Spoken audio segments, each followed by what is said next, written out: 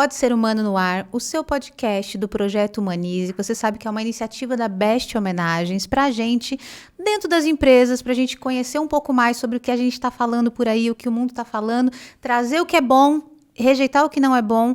E hoje, para falar sobre isso também, porque a gente vai falar de milhões de coisas aqui, se o tempo permitir e o limite desse vídeo aguentar, estamos com Madeleine Lasco, meu coração está bombando com essa senhora, com essa mulher maravilhosa aqui do meu lado. É um prazer estar aqui com vocês. Eu tenho um carinho muito especial pelo Projeto Humanize. Eu acredito que é algo muito necessário a gente entender a alma das pessoas quando a gente trata de capital humano. Não existe desenvolvimento possível sem você entender as dores e as delícias da alma humana. E todas fazem parte da nossa história, as dores inclusive, né, que a gente quer afastar. Então eu tenho um carinho muito grande, estou muito feliz de estar aqui. Nossa, o prazer é nosso, gente. Olha só. Madeleine, para quem não conhece, porque ela é mega conhecida, ela não tem página no LinkedIn. Procurei você no LinkedIn, não tem. Tenho. Gente, cadê? Tenho uma página lá, tem uma página lá, mas tá bom, mas ela tem verbete no Wikipédia, que é o que importa, tá bom, Brasil? Então é o seguinte, Madeleine é colunista do UOL, da Gazeta do Povo, ela já foi âncora da Jovem Pan, já atuou na África pela ONU, já foi assessora de imprensa do STF e hoje trabalha muito com o tema de cidadania digital. Isso. E aí você vai falar, o que isso tem a ver com a empresa? Meu filho, assista isso aqui que você vai ver o que tem a ver com a empresa isso aqui. Isso aqui é super importante, esse tema é muito importante. Certo, Madeleine? Certo. Também já fui do marketing da holding da CCR. E eu fiz o launch da Change.org no Brasil, que é uma plataforma de protestos por meio digital. E também já fui assessora parlamentar. Então aí corajosa, né? Então, e também corajosa, né? Que foi assessora parlamentar. Mas é alguma coisa que a gente tem de aprender se a gente quer falar das coisas com propriedade, tem que viver. Né? Não tem como. Tem que estar lá, tem que sujar a bota. Tem de saber como é que as coisas realmente funcionam. E essa questão da cidadania digital, o que é cidadania digital? Isso, o que é? Conte-nos. Cidadania digital é um conceito que você vai achar, como tudo hoje em dia, com polarizações ideológicas.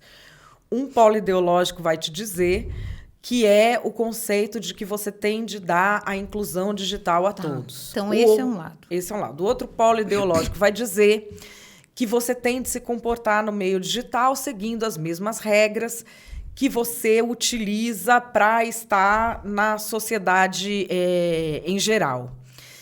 Eu vou além. Eu junto os dois. Cidadania digital é a existência de um espaço digital de existência. Nós já existimos nesse espaço digital. Decisões são tomadas ali. Interações são feitas ali. Há eventos que ocorrem ali e são desencadeados ali de forma diferente. Esse espaço digital tem outra dinâmica. Tem. Que já afeta as nossas vidas. Tem regras próprias, tem vida própria. Antigamente, cidadania é você ter um documento, né? Teve tempos atrás aí que teve campanha para certidão de nascimento, Sim. Era uma coisa que não se fazia muito. Tinha muita gente que registrava 2, 3 filhos no mesmo dia, quando ia para a cidade. Então, todo mundo meio que ficava mais ou menos no mesmo dia, os pais jogavam ali. Então, isso era cidadania antes também, né? Iniciava por aí, né? Tendo um documento. Hoje não é só isso. Hoje tem o outro mundo, que é o mundo digital, que essas pessoas também precisam estar incluídas, também precisam ter um RG, uma certidão de nascimento ali dentro. E saber se comportar, sobretudo. Olha que coisa interessante. Sabe esse teste, o PISA, que a OCDE faz para avaliar a escola, que avalia português e matemática? Vira e mexe... Todo ano sai no jornal. Que o Brasil foi tão mal no PISA e não sei o quê. Não sai todo ano?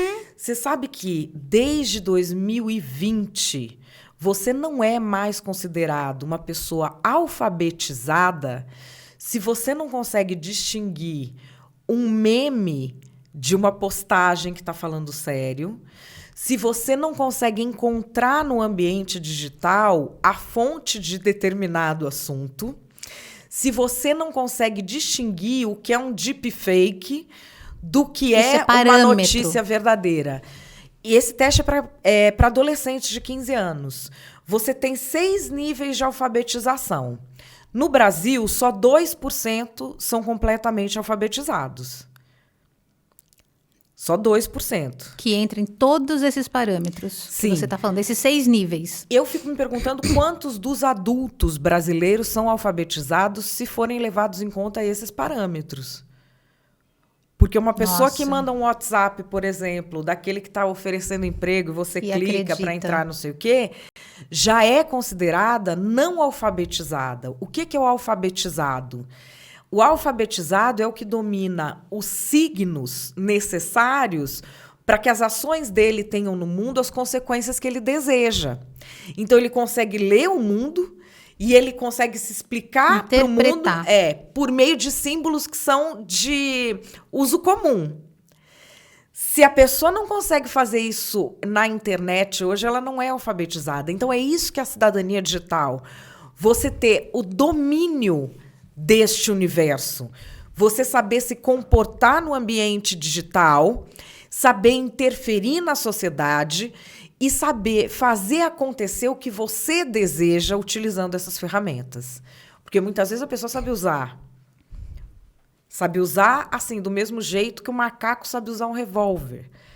Ela sabe até apertar o gatilho, ela não sabe para onde está indo a bala. Então, é esse que é o momento em que a gente está agora, em que as pessoas vão ter de aprender como agir. E o primeiro lugar em que isso bate com força é nas empresas. Porque existe aquela coisa assim, vamos criar um código de conduta? Sim. Não, mas isso é liberdade de expressão. E isso vira um problemaço, né, internamente. E o que é... Bom, a gente vai entrar em todos esses assuntos, mas o que é ter liberdade de expressão, então, dentro da empresa? Existe liberdade de expressão dentro da empresa? Não. Não posso falar o que eu quero. Liberdade de expressão em ambiente privado não existe. E isso é uma coisa que a gente confunde muito hoje em dia, porque a função social da empresa, que era uma função de se entender como geradora de riqueza, que dá sustento à célula máter da sociedade, que são as famílias, ela foi extrapolada para campanhas de militância. Então, isso acaba se confundindo com liberdade de expressão. A liberdade de expressão não é da alçada corporativa nem econômica. Liberdade de expressão é da alçada das instituições públicas e da cidadania. Então, Não tem um código, tem uma limitação para a expressão. Você está falando que é da alçada do Ministério Público, sei lá do quê? Não, é da alçada da sua vida pública. Tá. Dentro de uma empresa privada, ali não é um ambiente de liberdade de expressão. Opa! Não é. Então, assim, e isso eu extrapolo para as redes sociais. A pessoa fala, eu tenho liberdade de expressão na rede social. Não, e querido. não tem. Claro que não. Não posso pôr o que eu quero. Você pode pôr. A questão é quem vai ver. Consequência. A questão é quem vai ver. Porque a gente imagina assim, eu posto o que eu quiser, quem me segue vê. Eu sigo determinadas pessoas e eu vejo o que elas postam, certo? Certo. Não certo. O business da empresa é essa mediação. Ele escolhe o que você vai ver. E ele escolhe o que você posta que será visto pelos outros. Qual é o critério para essa escolha? Eles dizem que é segredo industrial, não abrem. Mas é ponto pacífico no mercado que o critério é econômico. É o que te faz ficar mais tempo usando produtos da plataforma. Então, aquilo que te retém mais tempo é aquilo que vai ser mostrado. Então, vamos dizer, você segue 100 pessoas. Tá. Tem uma pessoa que toda vez que ela posta, você vai lá xingar ela. Você vai ver post dela o dia inteiro. E das outras... Porque te mantém mais tempo utilizando aquele serviço. Sim. E se você não está pagando, você é o produto. É exatamente isso. E aí as pessoas falam, eu tenho a minha liberdade de expressão. Não tem. Você tem uma coisa que chama vontade do dono na plataforma. Tá. Você se expressa, mas ninguém vai ouvir. Porque ele vai decidir não distribuir, de repente. Dentro desse mundo de eu ponho... Tá, é o meu... As pessoas acreditam nisso, né? Eu posso chamar de MED? MED. As pessoas acreditam nisso. Na verdade, a grande maioria acha que pode utilizar, que tem liberdade de expressão ali dentro das redes sociais. Eu coloco o que eu quero, talvez uma manifestação política, né? Me manifesto politicamente lá. Ou sigo perfis que são sei lá, contundentes. A gente acha meio estranho aqueles perfis lá, mas eu sigo. O que a empresa que eu trabalho tem de responsabilidade ou não tem? Ela tem que, de alguma forma, controlar ou dar uma olhada nisso ou não tem? O que a empresa tem de papel dentro do que eu posto ou de quem eu sigo, que às vezes são pessoas assim duvidosas, de caráter duvidoso? A empresa tem alguma responsabilidade com isso? Responsabilidade, não. Acho que principalmente com quem segue, eu acho que isso é uma coisa bem polêmica, porque você pode seguir alguém que você acha perigoso para monitorar o que aquela pessoa está fazendo. Sabe, assim, alguém que aquela pessoa tem um tipo de discurso que te dá um pouco de medo. Uhum. Então, assim, você seguir não quer dizer que você aprova. Tá, eu sou o RH da empresa. E aí eu olho lá e falo, nossa, esse aqui toda hora tá curtindo o perfil de fulano Não, de tal. curtir é uma coisa. Tô falando de seguir. Porque às vezes as pessoas seguem 500 perfis Sim, porque tudo elas bem. gostam de se informar. Tá. Agora, a interação com esses perfis, Sim. a empresa não tem obrigação. E eu vejo muitas pessoas falando assim, não, mas aqui eu tô falando como cidadão, eu não estou falando como empregado da empresa tal. Isso não existe, não tem dois mundos, um online e outro offline. É uma ilusão que a gente gosta de ter, de que aqui eu tenho um espaço de liberdade total, como se isso não fizesse parte do mundo. Acontece que, se eu vou e falo tal coisa, pode ser uma empresa, vamos dizer, pode ser uma empresa de milhares de funcionários, multinacional. Vai ser o gerente do Burger King disse isso. É isso mesmo. E qualquer profissional tem de ter isso na cabeça. Então, até que ponto eu, como ou eu sou do RH, ou eu sou o chefe desse cara que falou isso, que soou muito estranho, que é contra o que a internet está falando, porque a internet tem uma fala, né? Ela tem uma voz que a gente tem ouvido aí, tem batido na tecla, foi contra tudo aquilo que tem sido falado. Eu sou o chefe dele e, por um acaso, eu estou dentro ali da rede social dele. Eu olho e falo, peraí, eu tenho que tomar alguma ação?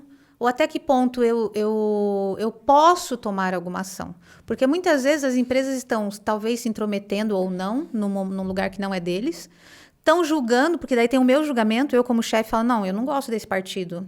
E eu tô vendo que toda hora ele tá vestindo essa cor, e toda hora ele tá fazendo isso, e toda hora ele tá seguindo aquele, curtindo os perfis ali. Eu como líder, como RH, posso julgar isso? O que é bom, o que é ruim? Tenho esse direito?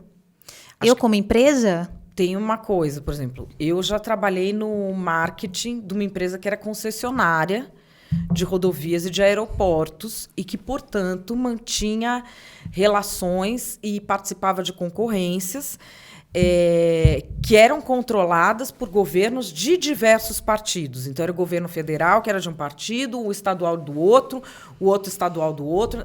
Você não pode ter pessoas fazendo postagens políticas em cargos. Não pode, não tem como. Eu posso controlar isso, eu como empresa? Então, você como empresa controlar, você não consegue, mas a pessoa tem de saber que ela pode estar gerando uma crise maior do que ela imagina com aquilo. Porque você não pode ter um diretor de uma empresa falando mal de um governador quando você está fechando um negócio com aquele governador ou quando você está fazendo um reequilíbrio de contrato com aquele governo. E não é porque você é a favor ou contra aquele governador. É porque aquela empresa não pode sair se posicionando em casos de política. Pelo business dela. É uma opção que a gente tem de fazer. Ou você ocupa determinadas posições, ou você sai falando o que você quer. E você acha que a orientação, então, de empresas que não têm uma... Bom, a maioria tem aí contrato com o governo, ou se é uma empresa completamente privada e vende para pessoas e é B2C e tal... eu também tenho que ter essa preocupação, porque é o que você falou, é o gerente do Burger King que está falando. O que ele falar aqui é o nome que vai, é o sobrenome dele. Então, mas como é que eu faço essa regulação? Como é que eu regulo isso? Como é que eu olho e falo, opa, peraí, isso aqui não? Eu tenho um e-book, está no Kindle, chama Tratamento de Choque. Que ele fala, é o primeiro que eu fiz sobre essa relação que a gente tem com as redes, que é uma relação muito emocional. Quando você fala de controlar, a gente pensa em conteúdo. Uhum. Como é que você vai controlar o conteúdo? Impossível. E, na verdade, se você for controlar o conteúdo, você vai estar controlando a liberdade individual. não o resultado que a empresa precisa daquilo. Certo. Porque como é que você controla o resultado que a empresa precisa? Você tem uma série de parâmetros que o próprio RH cria, que isso eu nem entendo direito como é que é, porque isso o pessoal estuda, de como que você seleciona para cada função. Cada pessoa sabe o que é esperado dela em cada função.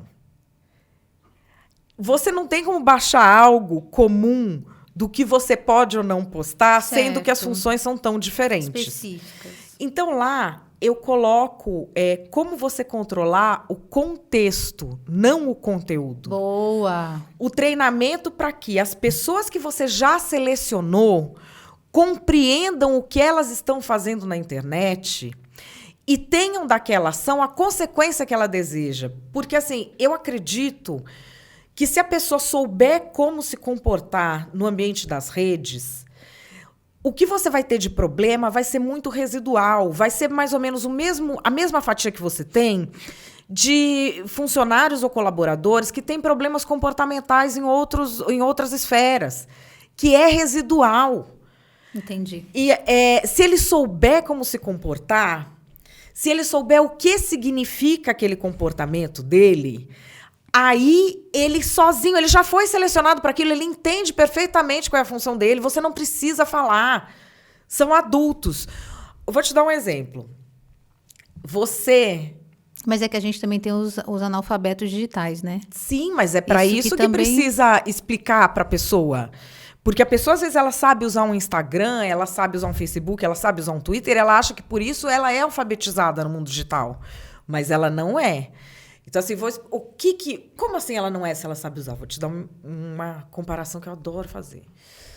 Sua sogra morreu. Ela não valia nada. Você odeia aquela mulher. Poucos dias você ficou tão aliviada na sua vida. Você fala assim, nossa, gente, finalmente terei um dia de paz na minha vida. Isso é uma metáfora, gente, uma metáfora. Não, mas agora que esse encosto... Pronto. Nossa, saiu daqui. Jaz. Agora que seu marido amava a mãe, mas sabia do drama todo, vivia ali. Também tem uma espécie de alívio que a situação, embora esteja enlutado.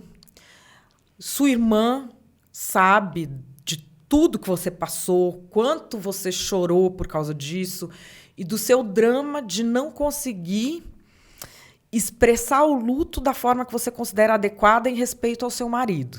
Que aí o que você vive é isso. Você quer mais que morra, velho, mesmo. Mas você fala, putz, meu marido, como é que eu tenho esse negócio, sabe? Você tem duas opções. Você pode ou ter uma conversa privada com a sua irmã, falando, ai, gente, queria tanto poder chorar nesse enterro, não sei o quê, mas eu tô me segurando para não rir. Você fala só com a sua... Tá. Qual vai ser a sua opção? Você fala só com a sua irmã? Ou você vai lá e faz um show de sapateado no velório em comemoração? Então, quem vai decidir é você, de acordo com o resultado que você quer. O problema na internet é que o pessoal faz o show de sapateado achando que está falando com a irmã.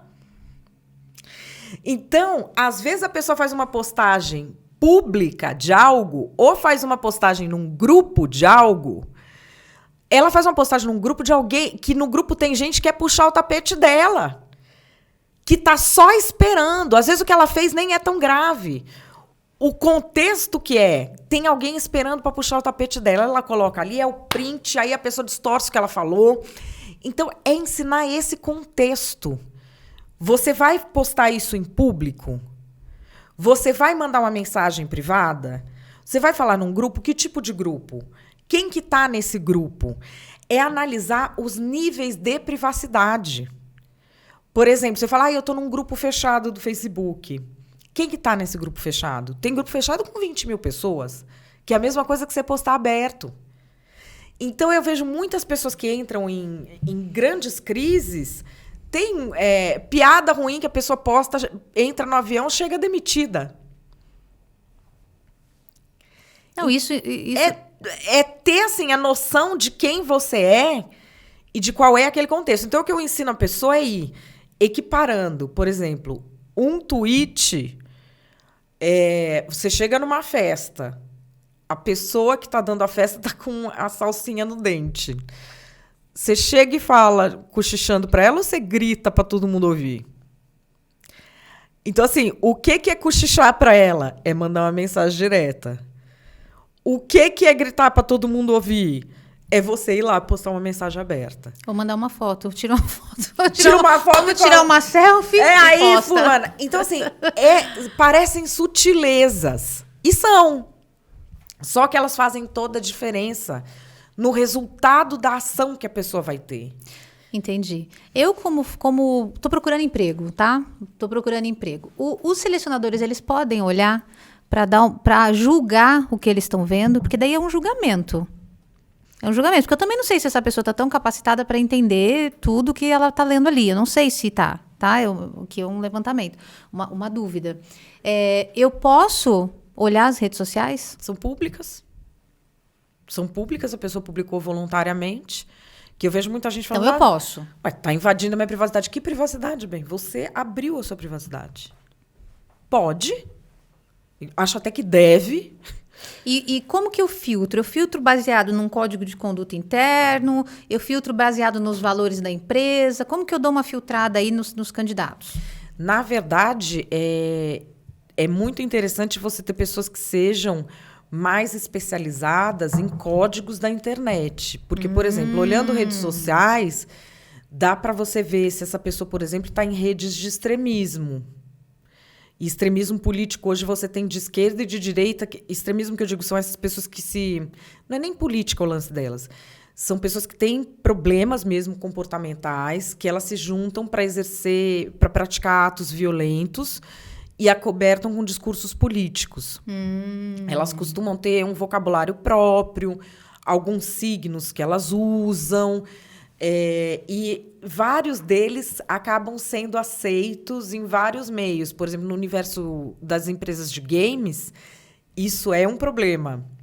Mas eles já conseguem lidar melhor, porque como é uma área da economia que lida muito com simbologias, né? Então, assim, essa coisa da simbologia é muito presente nessas empresas. Então, eles também têm mais olho para detectar esse tipo de comportamento. Porque você pode levar funcionários muito problemáticos, estou falando no comportamento em geral, no comportamento com os colegas, para dentro da empresa. E você pode, de certa forma, triar isso pela forma como a pessoa se comporta nas redes sociais.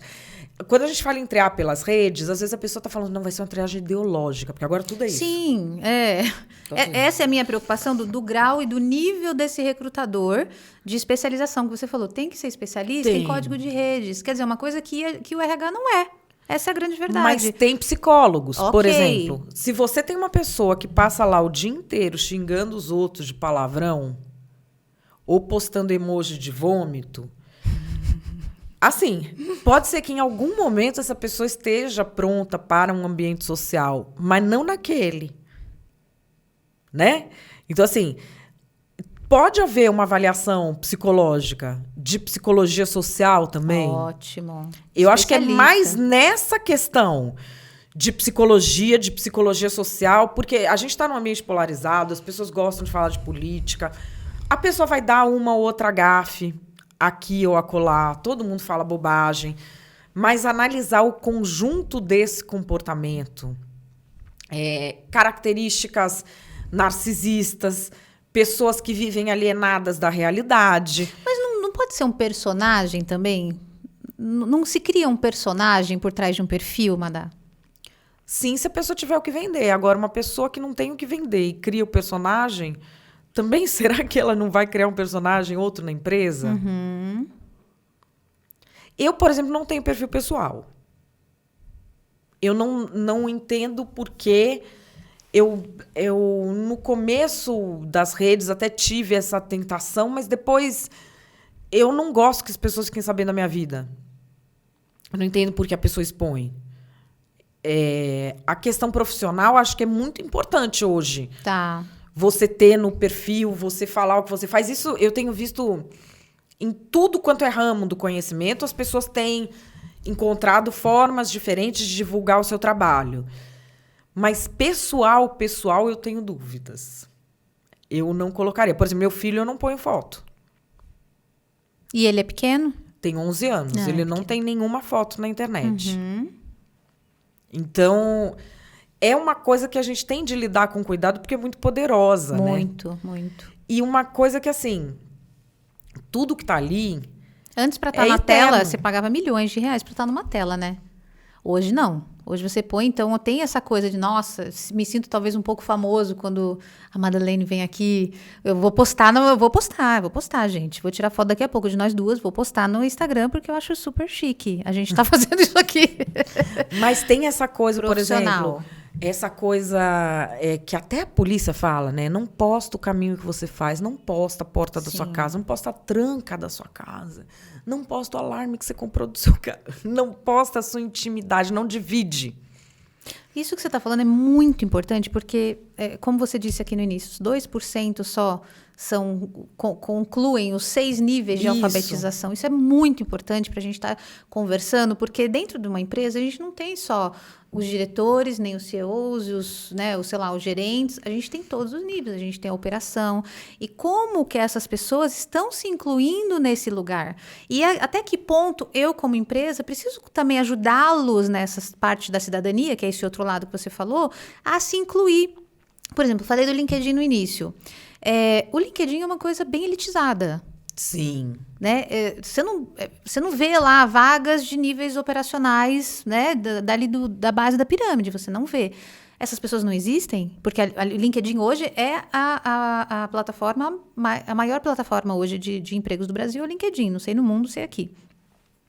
Cadê essas pessoas? Onde que elas estão? Mas é que o LinkedIn também fala uma linguagem que não atrai essas pessoas, né? Porque é aquela linguagem Mas mais... será que eles querem que eles estejam lá? E por não, isso, é porque é uma dinâmica, vamos dizer... É uma dinâmica que a gente tem hoje de você... o capitalismo sequestrar causas sociais. Então, você tem pessoas posando de moralistas, que é a exploração da culpa burguesa, dá uma grana do caramba... Então, você pega, vamos dizer, uma empresa... Big Techs não permitem que os funcionários se sindicalizem. Mas aí ele bota uma bandeirinha de arco-íris, então ele passa a ser inclusivo, é isso? Então você não pode... Então, tem um lugar certo de você ser incluído. Tem um lugar certo que faz sentido você se incluir. Então, se eu me sindicalizar, eu estou errado porque eu estou indo por aqui. Mas se eu... Entendi. Mas você põe a bandeirinha. Isso não quer dizer você incluir pessoas. Não, a cor, o logo colorido já significa. Não me vem incluir pessoas. O negócio é sempre o discurso, Já estou sinalizando que eu entendi. Então, assim, ali não é algo que interessa a essas pessoas que estão na base da pirâmide, porque é algo que é para ficar fechado mesmo. É para eles serem o gatekeeper da entrada dessas pessoas. Nós vemos um país muito desigual. E ele é desigual economicamente, ele é desigual socialmente. A gente tem um volume enorme de pessoas, que eu conheço, que você conhece, que só não morre de fome porque são de família boa. Que você olha e fala assim, gente, como respira e come ao mesmo tempo. Né? Que você olha e fala, gente, que fenômeno. A produção achou engraçado, Aí... nós temos uma elite econômica que não é intelectualizada. Você compara, não estou falando eles têm todos. Dinheiro, tá? Meu amigo professor Marco Antônio Villa chama de elite rastaquera. O que é isso, rastaquera? Nem sei o que é isso. Rastaquera eu não sou, então, porque eu não sei. É a elite que fica falando que o Lula não lê, mas lê menos que o Lula. Olha. Porque, por exemplo, você vê qual é o programa dessa elite. É ostentar. Você não vê uma coisa, um aprofundamento cultural, um aprofundamento intelectual, pessoas que estudam, pessoas que são mecenas. Não estou falando de todos, é claro que há pessoas assim. Mas não é o grosso, não é o que faz sucesso, não é o que você ouve falar. Então, o que acontece é que nasce muita gente burra e que é criado para ser burro e bronco e que só se mantém no lugar... com essa lógica que é meio escravocrata, do patrão. Ele não é nem chefe, porque a gente tem aquela coisa, chefe versus líder. Nem chegou no chefe ainda, ele é patrão. Entendi. Então, assim, esse é um sistema, esse sistema de você trocar palavras, de você fazer ações que não têm impacto na vida real, e de você ter uma rede como o LinkedIn, que é um curralzinho só daqueles que estão na elite, é muito útil para esse sistema, porque é o seguinte, se esse pessoal de baixo realmente for incluído, saiu até recentemente um estudo mostrando que nós perdemos quase 40% do potencial de cérebros do Brasil já na infância. Você imagina se esse potencial for incluído, tá? Em condições de igualdade. O que esse povo vai fazer com esse bando de filho burro? Não, onde vai pôr? Porque assim, não é só burro, é burro que precisa viver feito milionário. Quanto que custa esse povo por mês? Não é um filho burro que você dá 10 conto por mês e ele vai viver. Não, é um filho burro que é iate. Quanto que custa? Não tem como, com patrimônio pessoal, você atender isso. Isso você vê em várias grandes empresas. Então, ele vai ter um filho. Isso você vê, ele entra no serviço público, aí ele é ministro aqui, ou ele é desembargador ali, o filho entra de conselheiro na empresa tal, e o outro... E a gente povoou isso. E você tem uma elite de quem conseguiu ascender um pouco, eu, inclusive, que convive com isso. Que furou e convive com isso. Vamos supor que isso não exista mais e que seja competição de igual para igual. Quantos desses caem? Então, não vai, não quer, não vai ser. Então, vai colocar bandeirinha de arco-íris, vai usar linguagem neutra até dizer chega, vai dizer, vamos pegar uma propaganda, queremos negros, que é isso mesmo pro cara, para dizer que está resolvido. Porque aí não tem a mínima chance de realmente abrir uma estrutura social digna. E é isso que nós estamos vivendo agora.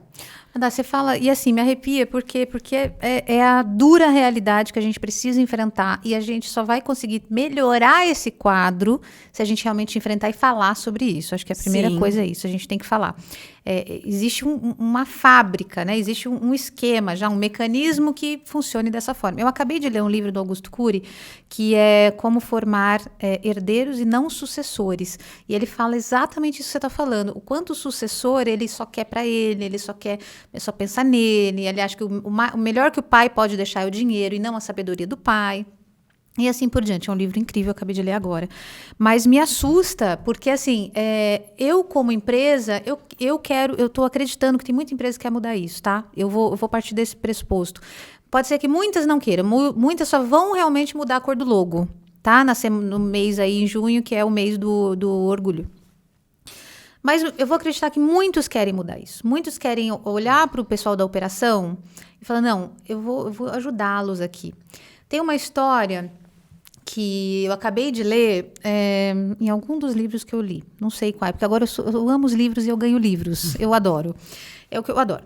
E a história era, as pessoas queriam participar ali da comunidade, a empresa queria participar da comunidade, e ela estava falando, não, vamos participar da comunidade, mas eu não sei como. E alguém, uma boa alma, eu espero que seja do RH, falou assim, olha, vamos fazer o seguinte, tem uma escola, aqui esse bairro é pobre, sempre foi pobre e parece que continua sendo pobre. Tem uma escola aqui do lado, vamos fazer o seguinte, todos vocês têm 2 horas por semana para vocês irem lá apoiar as crianças na escola. Então, viraram meio que tutores, professores, mentores daquelas crianças. Bom, aquela escola ultrapassou limites e realmente mudou a comunidade, porque uma empresa falou, não, 2 horas por semana, aquelas crianças começaram a ver mentores, começaram a ver que tem dá para furar bolha. Como você falou, furei, dá para furar bolha, é possível isso acontecer, porque hoje o que se passa é isso, não é possível, não vai acontecer, você é filho de uma faxineira, tanto é que vira notícia quando o filho de uma faxineira se forma em medicina, isso é notícia, isso é reportagem de meia hora na televisão no domingo. Então, para deixar de ser notícia, eu queria que isso deixasse de ser notícia, sabe? É o meu sonho. Então, eu estou acreditando que essas empresas, elas vão olhar e falar, não, quero mudar, porque eu quero que os filhos dos meus operadores, da minha turma da limpeza, tenham oportunidades, que voltem aqui como engenheiros, que voltem aqui como... e assim por diante. Bom, como eu, como empresa, ajudo essa minha turma, como eu dou, de alguma forma, essa cidadania digital. Eu sei que primeiro tem que ter uma cidadania, eu nem sei como que falo, fora do digital mais. Eu sei que primeiro tem que ter isso, mas como eu, como empresa, consigo ajudá-los nesse mundo, Madá? Primeiro é reconhecendo qual é o papel da empresa nesse mundo. Tá, da mesma coisa. forma que eu falei, que eu sou alguém que furou a bolha e que sabe que para isso eu tenho de conviver com essa estrutura, que é uma estrutura quase escravocrata. Isso tudo vem do nosso do descobrimento, Sim, né? mas eu convivo com isso. Eu tenho que assumir isso. E a empresa tem que assumir qual é o papel dela, que o papel dela é fazer lucro, prosperar e ser o mais longeva possível. Mas você acha que dá pra gente... O papel dela é esse. Ela existe para isso. Ela existe para isso. Ela existe para prosperar na área dela, para inovar na área dela, para gerar lucro na área dela e para ser o mais longeva possível. Deixa eu só te... Você vai continuar, mas veio aqui, se eu não me engano, o Walter Assis, ele falou assim, não dá para ser uma empresa próspera como uma comunidade pobre. Dá? Não. Não dá. Então... Mas é essa a questão. Ela não tem que achar que o papel dela é melhorar a comunidade, porque não é. Tá. Ela vai melhorar a comunidade porque o papel dela é ser próspera. Nós viramos todos moralistas. Então, a gente tinha... Na década de 70, até o começo de 80, eram as madres superioras, as velhas conservadoras, velho conservador, beata, não sei o quê, que você tinha que ser de tal forma, que você tinha que agir de tal forma, que você tinha... Porque você tinha que se envergonhar, né? E agora, a gente tem os modernos, que são igual as tias da censura de antigamente. Que você tem de ter vergonha da empresa ser pelo lucro, que a empresa tem de ser inclusiva, que a empresa tem de ser social. A empresa não tem nada. Não é esse o papel da empresa.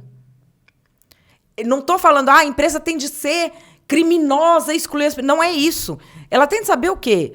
Que o papel dela é inovar, é agir na área dela e gerar lucro.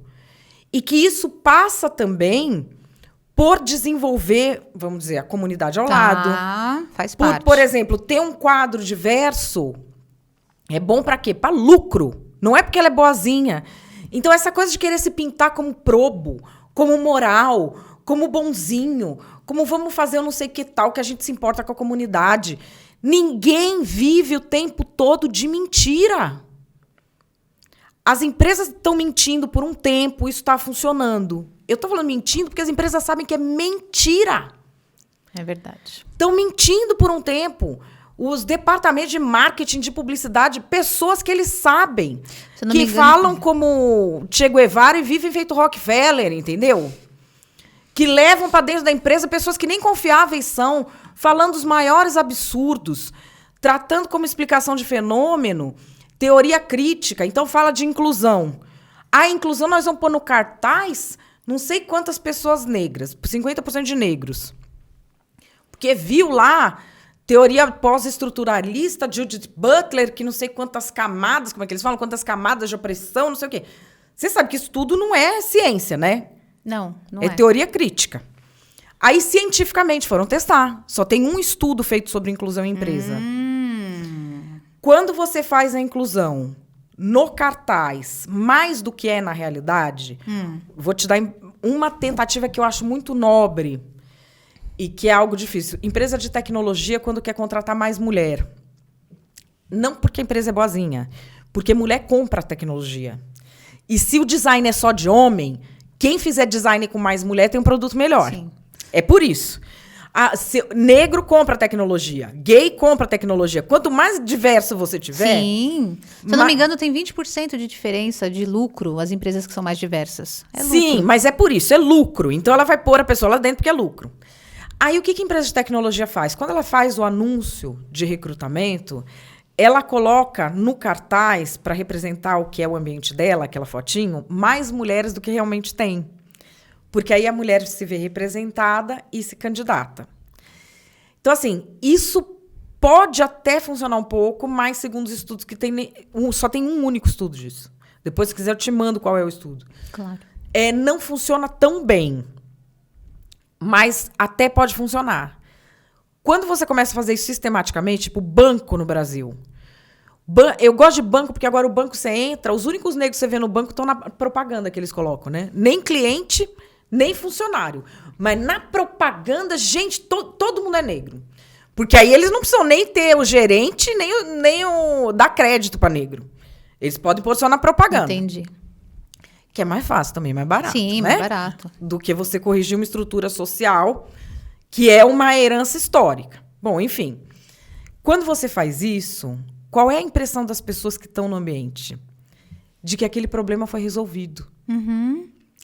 E não preciso fazer mais nada sobre isso. Uhum. Tem uma pesquisa que foi feita com hospitais nos Estados Unidos na contratação de mulheres.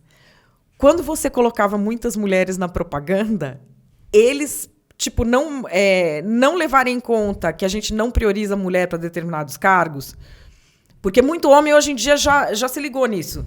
Que você não prioriza a mulher, por exemplo, conselho de empresa, você não pensa o nome de mulher, mesmo que tenha. Então aí os caras falam assim, não, peraí, tem alguma mulher que a gente conhece?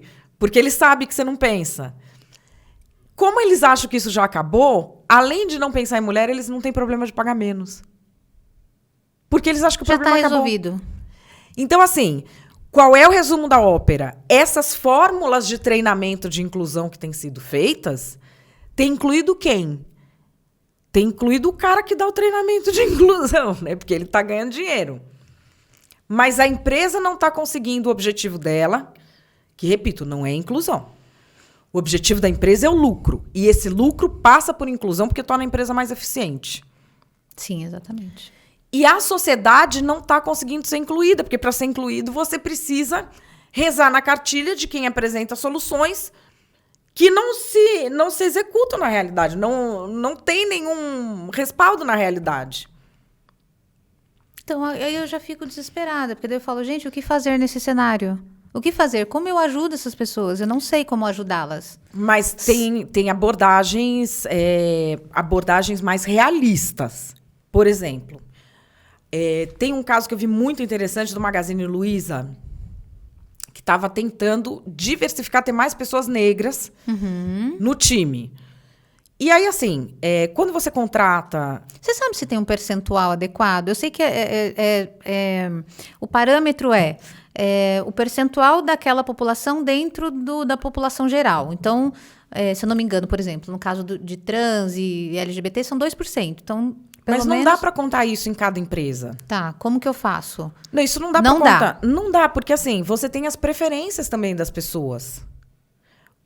Tem um documentário muito legal que eu sempre recomendo. Então, eu não preciso obedecer... Por exemplo, você pode até querer obedecer isso, mas isso não quer dizer que você está sendo inclusivo nem que nada, porque as pessoas podem ter outras preferências. Sim.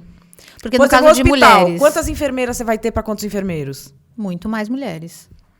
Essa que é a questão. Existem preferências individuais. Tem um documentário sueco, chama Hjärnevask, que ele vai vendo essas diferenças biológicas.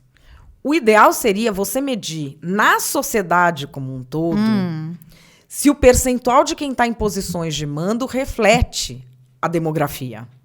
Tá, então posições de mando eu posso refletir a demografia. Mas não empresa por empresa. Tá. Porque, por exemplo, no hospital, na enfermagem, vai ter mulher ou homem, chefe? Eu espero que mulher, né, gente? Não, sim, mas aí isso vai querer dizer o quê? Que aqui está incluído ou que lá só tem mulher, entendeu? Exatamente. Então, assim, essa conta dentro de uma única empresa não tem muito como fazer, porque as preferências são diferentes também. Tá. Você pode dizer que, por exemplo, o cara, ele só tem amigos brancos, todos do mesmo bairro e não sei o quê, e papapá, e por isso a empresa só tem brancos. E que isso seria um fator que mostra que você tem que colocar mais pessoas negras na empresa. Mas você colocar mais pessoas negras não quer dizer também que você está tendo inclusão. Porque não quer dizer que as pessoas estão indo para onde elas querem também. São dois fatores que não levam. Qual é a inclusão real, então, Madá? Qual é a verdadeira inclusão? Igualdade de oportunidades. Aí que eu chego nesse exemplo do Magazine Luiza. Eles queriam mais trainees negros. Tá. E fazia um mundo de coisa lá no trainee e não conseguia. Porque, assim, mais trainees negros... Não adianta você fazer só cota, porque senão a cota vai ficar eterna na empresa. Você tem que descobrir qual é a forma ideal de seleção para você ter o quadro que você quer. E se o quadro que você quer precisa de pessoas negras, de pessoas que venham da periferia, você tem que montar uma seleção que te traga aquilo. Ou seja, às vezes eu vou precisar mexer na descrição do cargo. Faz sentido isso? Sim. Aí o que... Abrir mão de uma coisa ou de outra? Olha o que eles perceberam. Para atrair pessoas negras, pessoas da periferia, não dava para exigir inglês no trainee. Era aí que eles barravam. E no trainee não precisava do inglês. A função deles não precisava de inglês. Mesmo subindo na empresa, eles iam precisar de inglês dali uns 3 anos. Então, dava tempo. Eles tiraram isso, deu certo a seleção. Então, assim, esse é um mecanismo eficiente. Perfeito. Se a empresa souber o que ela quer da vida, o que ela quer? Ela quer dar lucro, ela quer ter pessoas que sejam ideais para aquela função. E o ideal para aquela função, a gente tem na cabeça o tanto de mérito que ele tem acadêmico. Não é ele saber fazer a função. Para ele saber fazer a determinada função, por exemplo, às vezes ele vai ter que entender como funcionam as coisas na periferia. Sim. E eu vou te contar uma coisa. Você falou isso da formação, né? Da formação acadêmica, que isso não pode ser um filtro. Há muito tempo atrás, eu me formei e a minha faculdade não era uma faculdade de ponta, não era uma faculdade super famosa. Pouco tempo atrás, viu, gente, que eu me formei. Não vou nem fazer a conta, mas faz bastante. E no mesmo ano que eu me formei, tanto eu, que era uma estagiária, quanto um outro profissional, que também era estagiário na época, a gente se formou junto. Ele numa faculdade de ponta, eu em uma não faculdade de ponta. Eu na área de recursos humanos, ele numa outra área que não me lembro muito bem qual que era. Bom, o presidente, olhando os nossos 2 currículos, falou assim, bom, ele se formou aqui, vai ganhar tanto, se eu não me engano, sei lá, 1.900. Ela se formou aqui, ela vai ganhar 1.400, por causa da minha formação. Então, os 2 estavam trabalhando juntos, os 2 eram administradores, porque era administração, tanto eu quanto ele, e ele ganhou mais do que eu. Não sei se por ser homem, se é também por faculdade, não sei o que é que se passa na cabeça, o que acontece. Mas é isso, é poder, para você atrair, também ter filtros honestos, ter filtros justos para todas as pessoas, e às vezes mexer nesse filtro. Não, no meu caso, não é esse caso de ter que mexer, porque não fazia sentido o que aconteceu, mas faz sentido a gente abrir mão, talvez, de uma competência ou de outra, se a gente realmente quer isso. Agora, não pode impactar na minha função. É o que você falou. Sim, porque esse que é o problema de você ficar criando cota. Impacta. Porque, assim, a gente gosta de falar que, cria cota porque as pessoas estão aí, as pessoas estão formadas. É mentira, as pessoas não têm oportunidade. Nós vivemos numa sociedade muito desigual. Nós vivemos uma sociedade das mais desiguais do mundo. Preconceituosa. Inclusive, essas pessoas que saem, o cirandeiro, que eu gosto de todo mundo, é quem vê uma pessoa negra atravessa a rua na noite, né? Pessoa passa aqui e atravessa a rua. A gente tem uma sociedade que vive isso. É da nossa história. E a gente precisa encarar isso para construir estruturas que sejam perenes. Porque isso, por exemplo, é o que eu falo, cotas em universidades. É como quimioterapia. Você tem que fazer. Porque a universidade é a oportunidade. Entendi. Então, é a oportunidade. É a oportunidade. A igualdade de oportunidade. Igualdade de oportunidade. Que, assim, chega ali que não tem mais como, que você já fez de tudo e que não está entrando. Mas quando eles entram, eles já têm todos os estudos, porque tem 20 e tantos anos, que a performance acadêmica muito... Tanto a cota social quanto a cota racial, muito rapidamente se equivale. Olha. Então, assim, é uma forma eficaz de promover a igualdade de oportunidade. Mas é como uma quimioterapia. Ali que ela está matando um tumor, ela vale. Mas se você for colocar em tudo que é empresa, isso já tem estudo mostrando. Você põe a pessoa Você põe, vamos dizer, uma mulher numa função que ela não estava super preparada, em detrimento de um cara que estava porque você quer uma mulher. Uhum. Primeiro que ela já vai entrar lá com 8 bilhões de puxador de tapete em cima dela. E depois que vão puxar.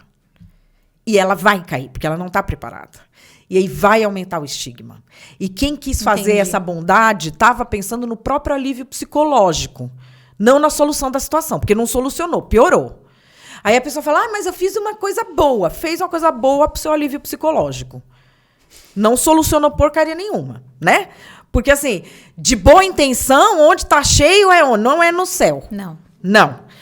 Então, assim, a pessoa, ela quer se aliviar, fala, não, mas eu pus fulano aqui, porque não sei o quê. Se o fulano não está preparado, não é o momento. Dê ao fulano estrutura para aquilo. Porque quando é uma mulher, quando é um negro, quando é alguém assumidamente gay, quando é alguém trans, pior ainda, numa função de mando ou numa função mais alta, Isso gera rancores, porque a nossa sociedade é preconceituosa e essa pessoa vai precisar ter estrutura não só profissional de saber o que ela está fazendo.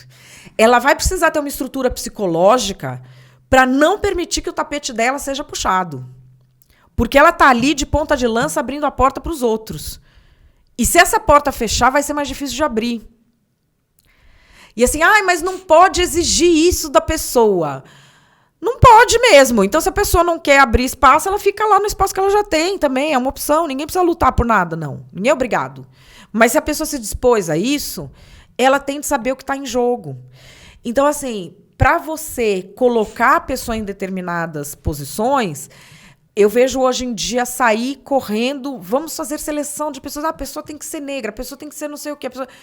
Eu vejo boa vontade nisso. Mas não tem profundidade, né, Amanda? A gente põe... Não, o RH, por exemplo, a gente que recebe essa demanda, põe por pôr. É o que você está falando. Não tem a igualdade de oportunidade, não tem a intencionalidade de o porquê trazer isso. E a clareza. Ok, estamos aqui para lucro. Essas pessoas vão nos dar lucro? Vão. O diferente traz o lucro. Isso é óbvio, porque tem uma visão diferente, gosta de uma cor diferente, que agrada a um tipo X de pessoas. Então, faz sentido a gente trazer... Mas as mudanças que eu também tenho que fazer dentro da organização. Ou seja, tem que ser mais profundo. A gente tem que parar do raso, parar de mudar a cor do logo. Não, pode mudar a cor do logo? Pode mudar. Desde que haja ações reais e profundas diariamente. O porquê que eu estou fazendo isso, o propósito de trazer essas pessoas.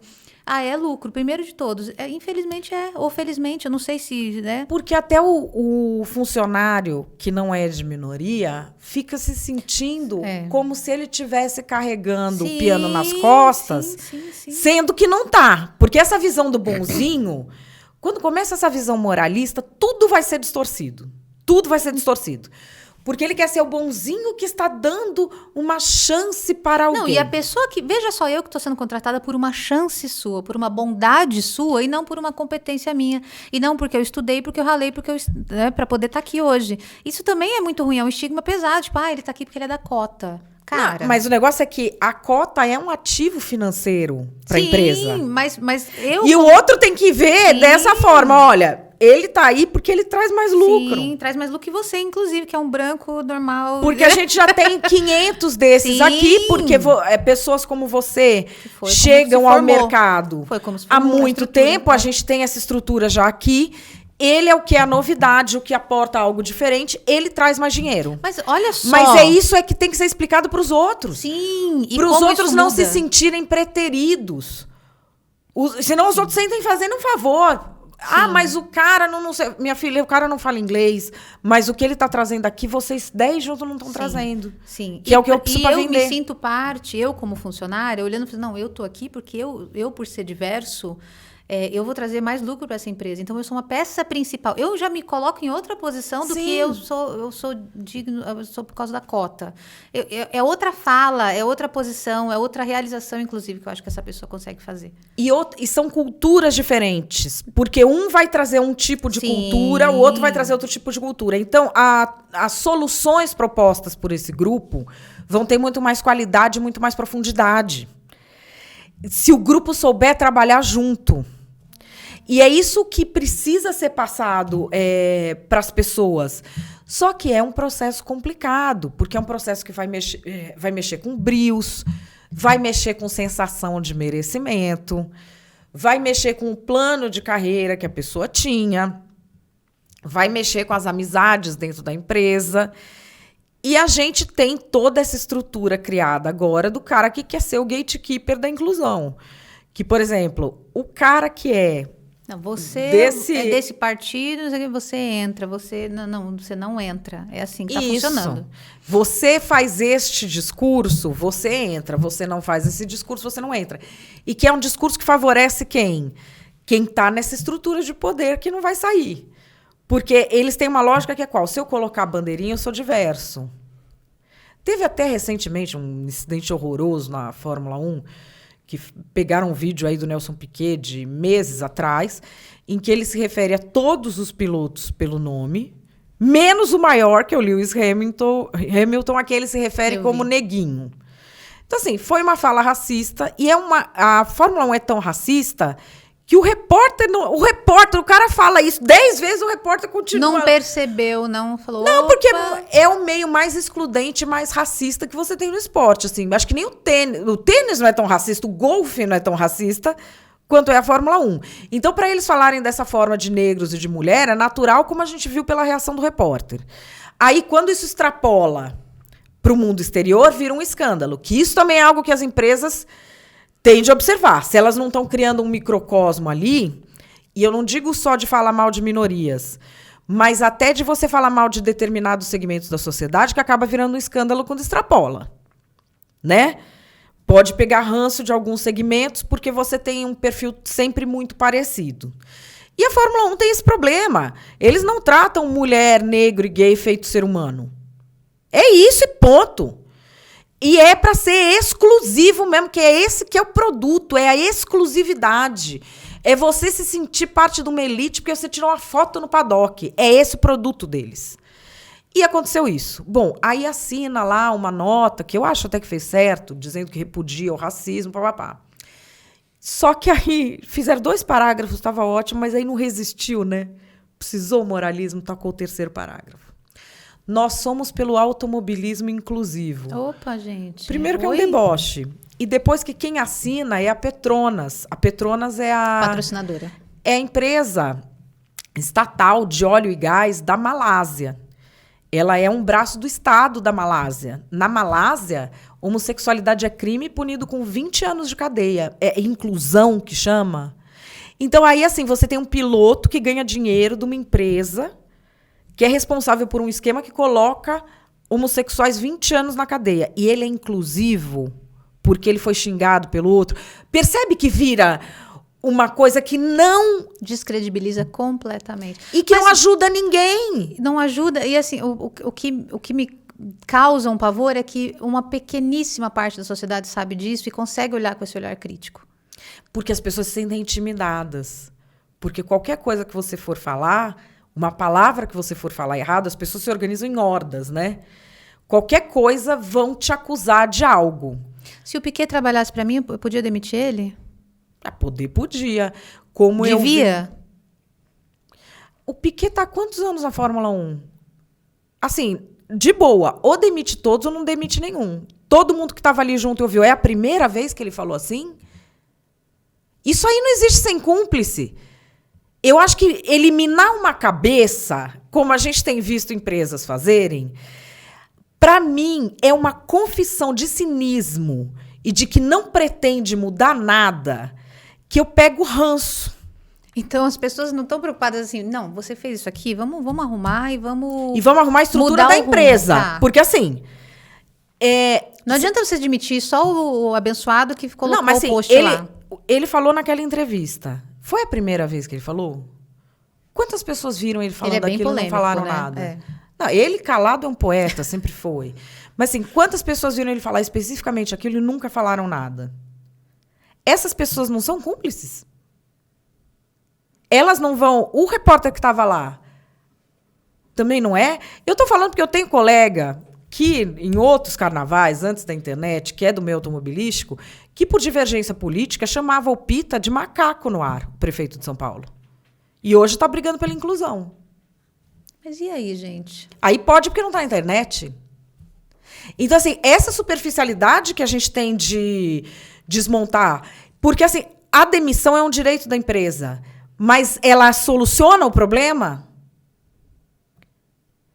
É a questão, por exemplo, da Caixa Econômica Federal, que aconteceu agora. No primeiro dia que houve a denúncia de assédio, eu fiz até uma coluna no UOL, fiz um vídeo falando, não existe assédio sem cúmplice.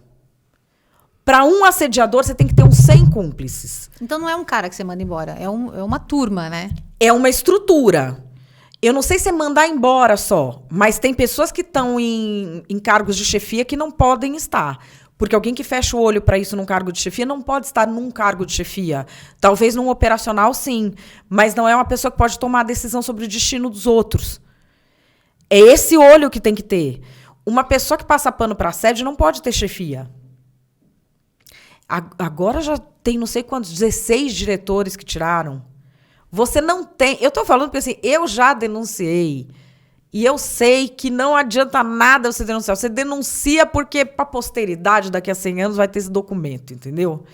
Mas ninguém acredita na mulher que é vítima. No fundo, ninguém liga. Vai falar que a mulher que é vagabunda, que ela fez alguma coisa. Aí surge a situação em que você pode se aproveitar daquilo. Você pode oferecer para o cara apoio para você ter um cargo que você queria. Isso vai ser com assédio, isso vai ser com racismo, isso vai ser com homofobia. E se a solução for demitir essa estrutura segue. O que a gente está vendo na Caixa agora é um trabalho aparentemente sério que está sendo feito. Porque quando você fecha os olhos para isso, você institui vários tiranetes, né? Porque um vai ser assédio sexual, o outro moral, o outro racismo. A pessoa vai pondo o pior dela para fora como se fosse um déspota. E é isso que não pode haver na empresa. Eu acompanhei o caso daquele jogador de vôlei, Maurício Souza. Sim. Ele perdeu o patrocínio... Candidato, se não me engano. Candidato. Perdeu o patrocínio da Fiat na época. A Fiat fez os carros oficiais do Hitler e do Mussolini. Mas também isso não impede que eles mudem de posicionamento. Mudaram? Não sei, me fala. Eu acho que não. Porque, assim, Não é sei, uma não declaração. Eles têm uma relação comercial com uma pessoa que eles não selecionaram? Então é isso que eles estão falando? É muito cínico cortar o patrocínio quando a empresa sabe que a própria empresa fez erros muito piores e pode mudar. Por que a empresa pode mudar e o cara não? Porque a empresa é especial e o cara é um lixo? Isso aí não é Perfeito. Então, isso aí é o fascismo. Perfeito. Isso aí é o nazismo. Então, mudou? Então a empresa pode Se mudar. a empresa realmente mudou... Mas ela não banca, né, Madi? Ela não banca. Ela não banca assim, não. Ó, seguinte, Maurício, a gente não gostou muito da sua postura, sei lá, sua postagem foi errada ou não foi errada, ou tudo bem você acreditar nisso, mas acho que quando a gente está num país onde as pessoas matam o outro, porque parece que o Brasil... É um parceiro deles, eles tinham que ter tido uma conversa. Sim, faz todo sentido. É um parceiro. Essa coisa... Por que tem essa coisa histérica de você ter que demitir a pessoa? Porque, assim, a pessoa nunca cometeu um erro. Isso está acontecendo o tempo inteiro, inclusive. Dentro das redes sociais, você faz uma postagem infeliz, né, no momento que é o que você falou. Ao invés de falar da salsinha no dente, você posta e bota na rede social. Isso está acontecendo o tempo todo. Por quê? Porque não é algo de militância nem de inclusão. É uma espécie de autoajuda. É para essa pessoa sentir que ela fez algo. Então, não pode haver um mal-entendido, um erro de uma digitação. Falta de uma vírgula. Uma falta... Não! Tem que ser nazista. Porque aí essa pessoa que é um inútil vai matar o Hitler à tuitada. Ele passa a ser um herói. Ele enforcou o Mussolini no Twitter, entendeu? Ele se sente assim com o apoio de tal marca. Aí ele boicota outra marca. Fala pra mim, esse negócio de boicotar a marca é coisa ridícula. Quem sabe o que é pra boicotar mais? As pessoas não sabem nem mais o que tá boicotando. Não sabe. Todo dia vai boicotar um negócio. Não tem nenhum sentido, porque a relação econômica não é seu posicionamento cívico. A sua marca, tudo bem que onde você põe o dinheiro é uma escolha sua, mas a não ser que seja uma exceção absoluta, o boicote não tem nada a ver. Por exemplo, vou boicotar a Ferrari. Eu tô boicotando a Ferrari desde sempre. Não compro Ferrari. Não gosto. Esse ano não vou comprar. Entendi. É que é o que mais eu vejo. Não vou ao restaurante do não sei quem. Vai mudar Você já tudo, foi né? nesse restaurante? Nem foi, gente. Então, as pessoas ficam falando como se isso fosse um posicionamento. Por quê? Porque é uma autoajuda para elas sentirem que estão fazendo alguma coisa. Quando elas não estão fazendo nada. Elas estão passando vergonha só. Estão passando vergonha. Mas isso, por exemplo, para a empresa, não muda nada. Ela pode... Cada vez que uma empresa se agacha a esse tipo de baixaria, primeiro que ela diz que ela não tem autoridade sobre o que ela faz. Depois, por exemplo, uma empresa que demite uma pessoa porque pediram na rede social... A empresa pode querer demitir a pessoa. Pediu na rede social, não demite mais. Nem que demita depois. Porque gente louca que tá na rede social pedindo demissão dos outros achando que é ativismo, não pode mandar no RH. Eu vi o caso da Whoopi Goldberg, eu não lembro o que ela falou, que gerou um... Foi recente, que acho que foi visto como antissemitismo, não sei o quê. E aí, assim, né? Ninguém segura a mão de ninguém, porque ela é a maior lacradora, foi pra cima dela, vai estudar. Você sabia, CNN, que você está... É CNN, CBS. Você sabia que você está financiando o ódio, mantendo Whoopi Goldberg nos seus quadros, não sei o quê? A emissora falou assim, olha, não vai ter demissão nenhuma. Foi uma declaração horrorosa. Ela vai tirar 1 mês pra gente conseguir entender como superar isso. Esse é o caminho, então? Sim, porque você vai fazer o quê com essas pessoas? Vai banir do mundo? Sim, porque agora ninguém consegue mais... A gente até teve o exemplo, né, recente aqui do Monark, que ele falou algumas coisas aí num podcast, e aí, pronto, acabou. Não pode mais participar de nada do YouTube, não sei do que, vai ser banido. Acabou.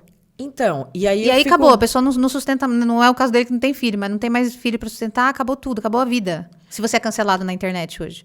Então, aí eu fico pensando, essas empresas privadas podem se negar a fornecer esse serviço? Qual é a relação que essas empresas privadas têm com estúdios e com podcasts que competiam com o do Monark? Hoje a gente tem no Brasil empresas de publicidade que têm podcasts e que lançam podcasts.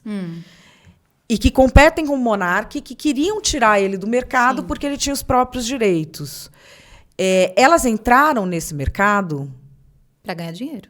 Não, a questão é, qual é a relação entre essa punição e interesse comercial? Eu não acredito que essa punição...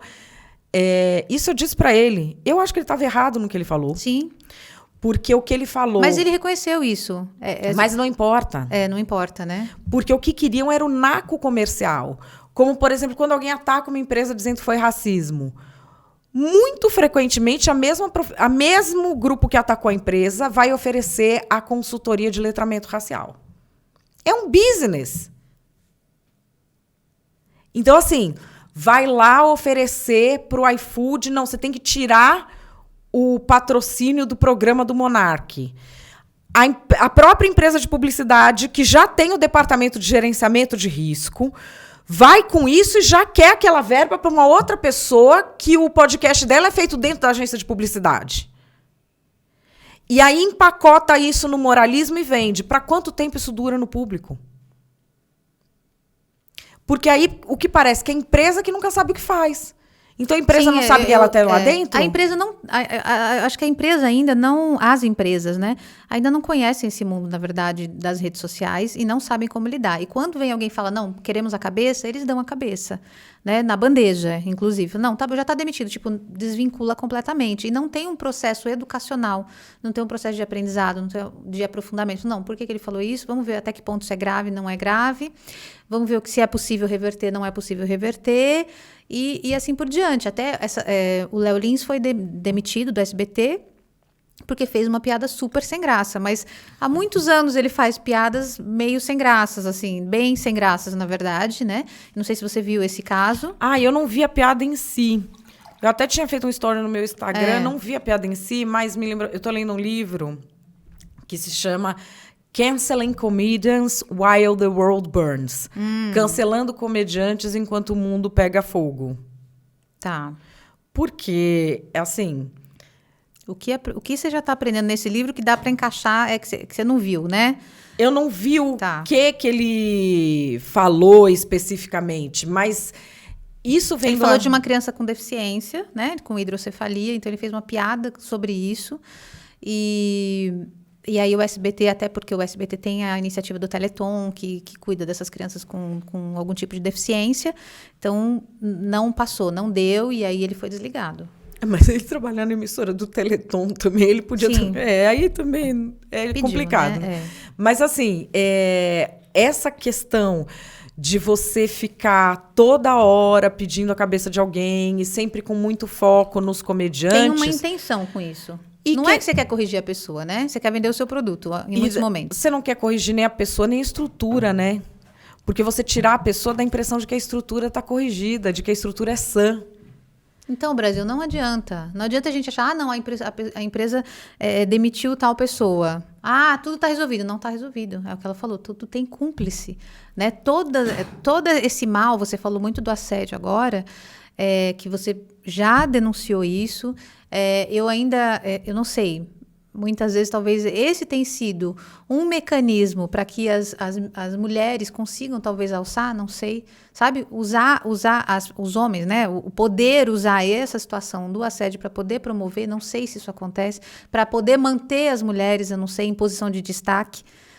Não posso dizer isso, não passei por isso, não sei como funciona, mas eu imagino que pode acontecer, né? Você quer ficar aqui?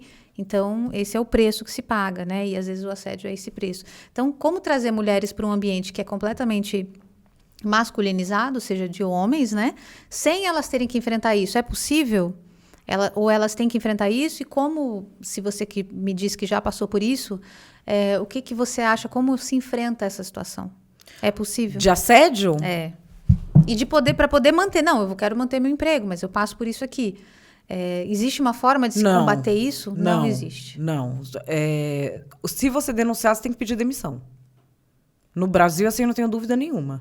E a lei é toda feita a favor do assediador. É mais fácil ele te condenar por difamação, porque você denunciou ele internamente, que é o que ele quis fazer comigo, do que você conseguir condenar o cara.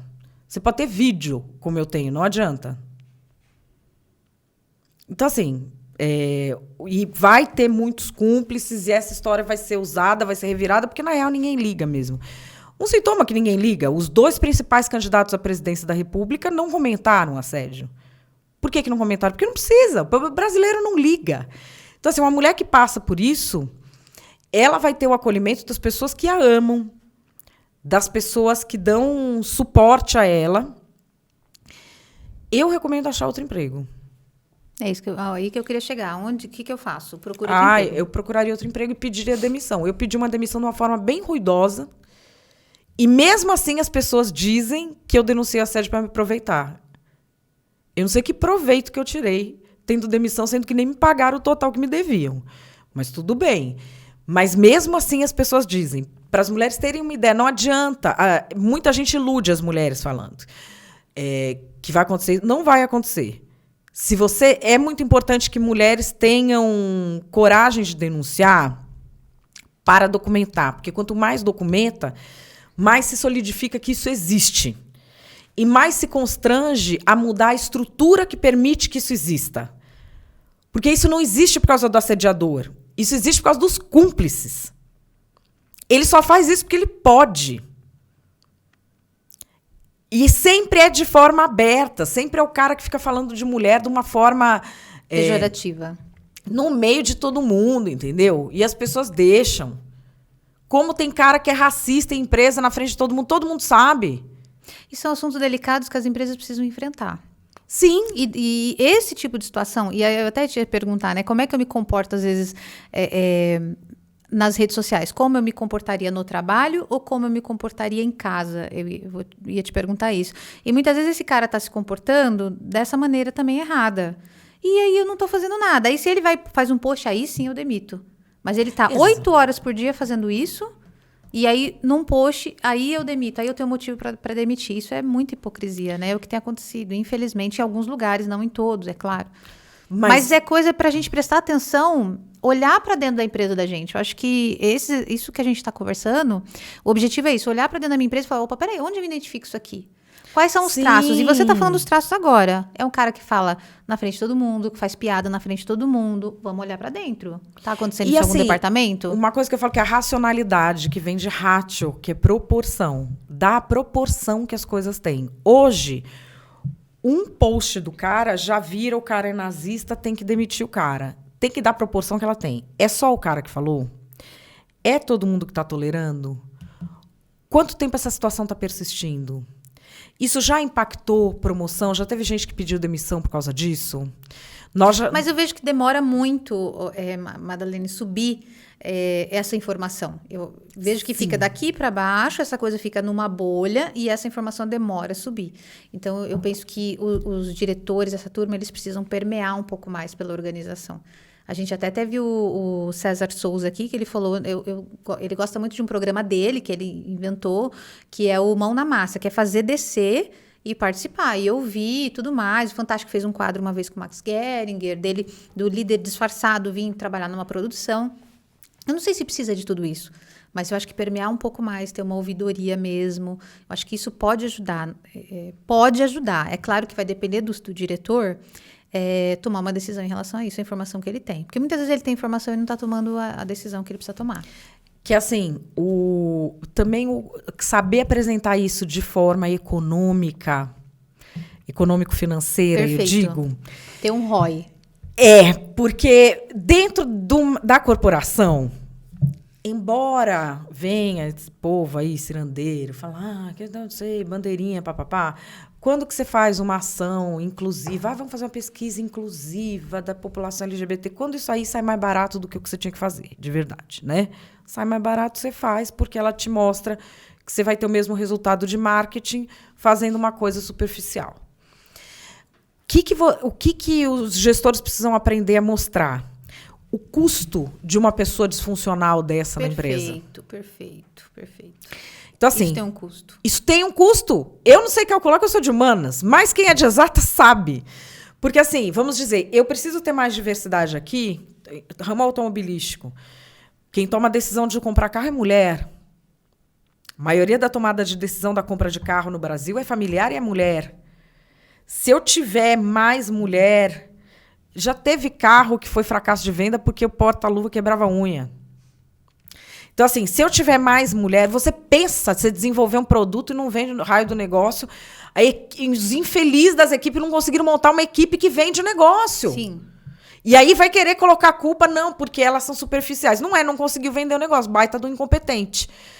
Então, assim, para você ter uma equipe competente para enfiar o seu produto ali, o que eu preciso? Eu preciso ter gente que entenda do olhar desse consumidor, desse consumidor, desse consumidor, desse consumidor. Mas eu estou tendo aqui uma pessoa que está se comportando de forma disfuncional, assim. Ela está me afastando isso. Eu estou perdendo potencialmente tanto aqui. Esse é o custo dele. Não é mais fácil mandar essa pessoa para um treinamento, para um acompanhamento psicológico, sabe? Mais barato. Sim, porque eu não vou ter... esses olhares todos que eu preciso ter na equipe, eu não vou ter. Porque eu vou pedir demissão, no caso. Eu sou uma mulher que sou Ou não vai falar nada. Eu vou falar, dane-se. Ou então eu vou pedir demissão, não vou ficar nessa empresa, vou para outra empresa. Então, se o cara é racista, eu que sou negro, não vou ficar nessa empresa, vou sair. Então, isso realmente tem um custo. E vai rodando, gente. Quanto que custa cada um que sai? Sim. Então, assim, demonstrar isso de forma numérica, sair dessa coisa do ideal, do temos que incluir, do não sei o quê. Porque isso de dizer que o propósito da empresa é ajudar, ele vai melar toda e qualquer ação decente que você vai fazer lá dentro, porque ele desconecta a empresa da realidade. Então, quantificar isso. Porque se você quantificar quanto custa um assediador e quanto custa o passador de pano dele, ele custa uma montanha de dinheiro. É verdade. Isso é super importante. Eu acho que o RH tem que aprender muito isso ainda. É um aprendizado para a gente. Fazer os indicadores, fazer indicadores que realmente importam para o negócio, né? E o retorno sobre o ROI, né? O investimento. Falou, olha, isso aqui a gente está investindo tanto nessa equipe, essa equipe está acontecendo isso, está tendo demissão, isso aqui é um custo, está diminuindo. E aí, o que nós vamos fazer? Então, acho que é aprofundar, ter intencionalidade nas ações. Sim. Fazer com intenção. Não vamos trazer, porque é bonito, porque o povo pede, porque a internet está dizendo que é legal. Vamos trazer porque tem um porquê. E o porquê é financeiro. Sim, é financeiro. Mas esse financeiro também ajuda a manter trocentas famílias. E não é só isso. O produto da empresa... ele é feito para solucionar uma necessidade humana. De pessoas, isso mesmo. Então, assim, fica se pensando naquilo como algo menor. Eu estou lendo um livro que fala exatamente sobre isso, sobre essas falsas ações de bondade, de um cara que é CEO de uma empresa, um indiano, que é CEO de uma empresa de produtos médicos nos Estados Unidos, uma empresa de produtos caros de pesquisa, e que tem políticas de seleção muito rígidas, porque precisa de cientistas de ponta, e fala assim, não, porque como é que ela age socialmente? Ele muda a vida de famílias. A família não vai perder o seu ente querido. Então, a pessoa fica focando como se a empresa, para a pessoa se sentir bem, ela pensa assim, no que a empresa faz de social. Ai, porque a minha empresa que eu trabalho, ela fez não sei o quê em tal orfanato. Ela fez não sei o quê.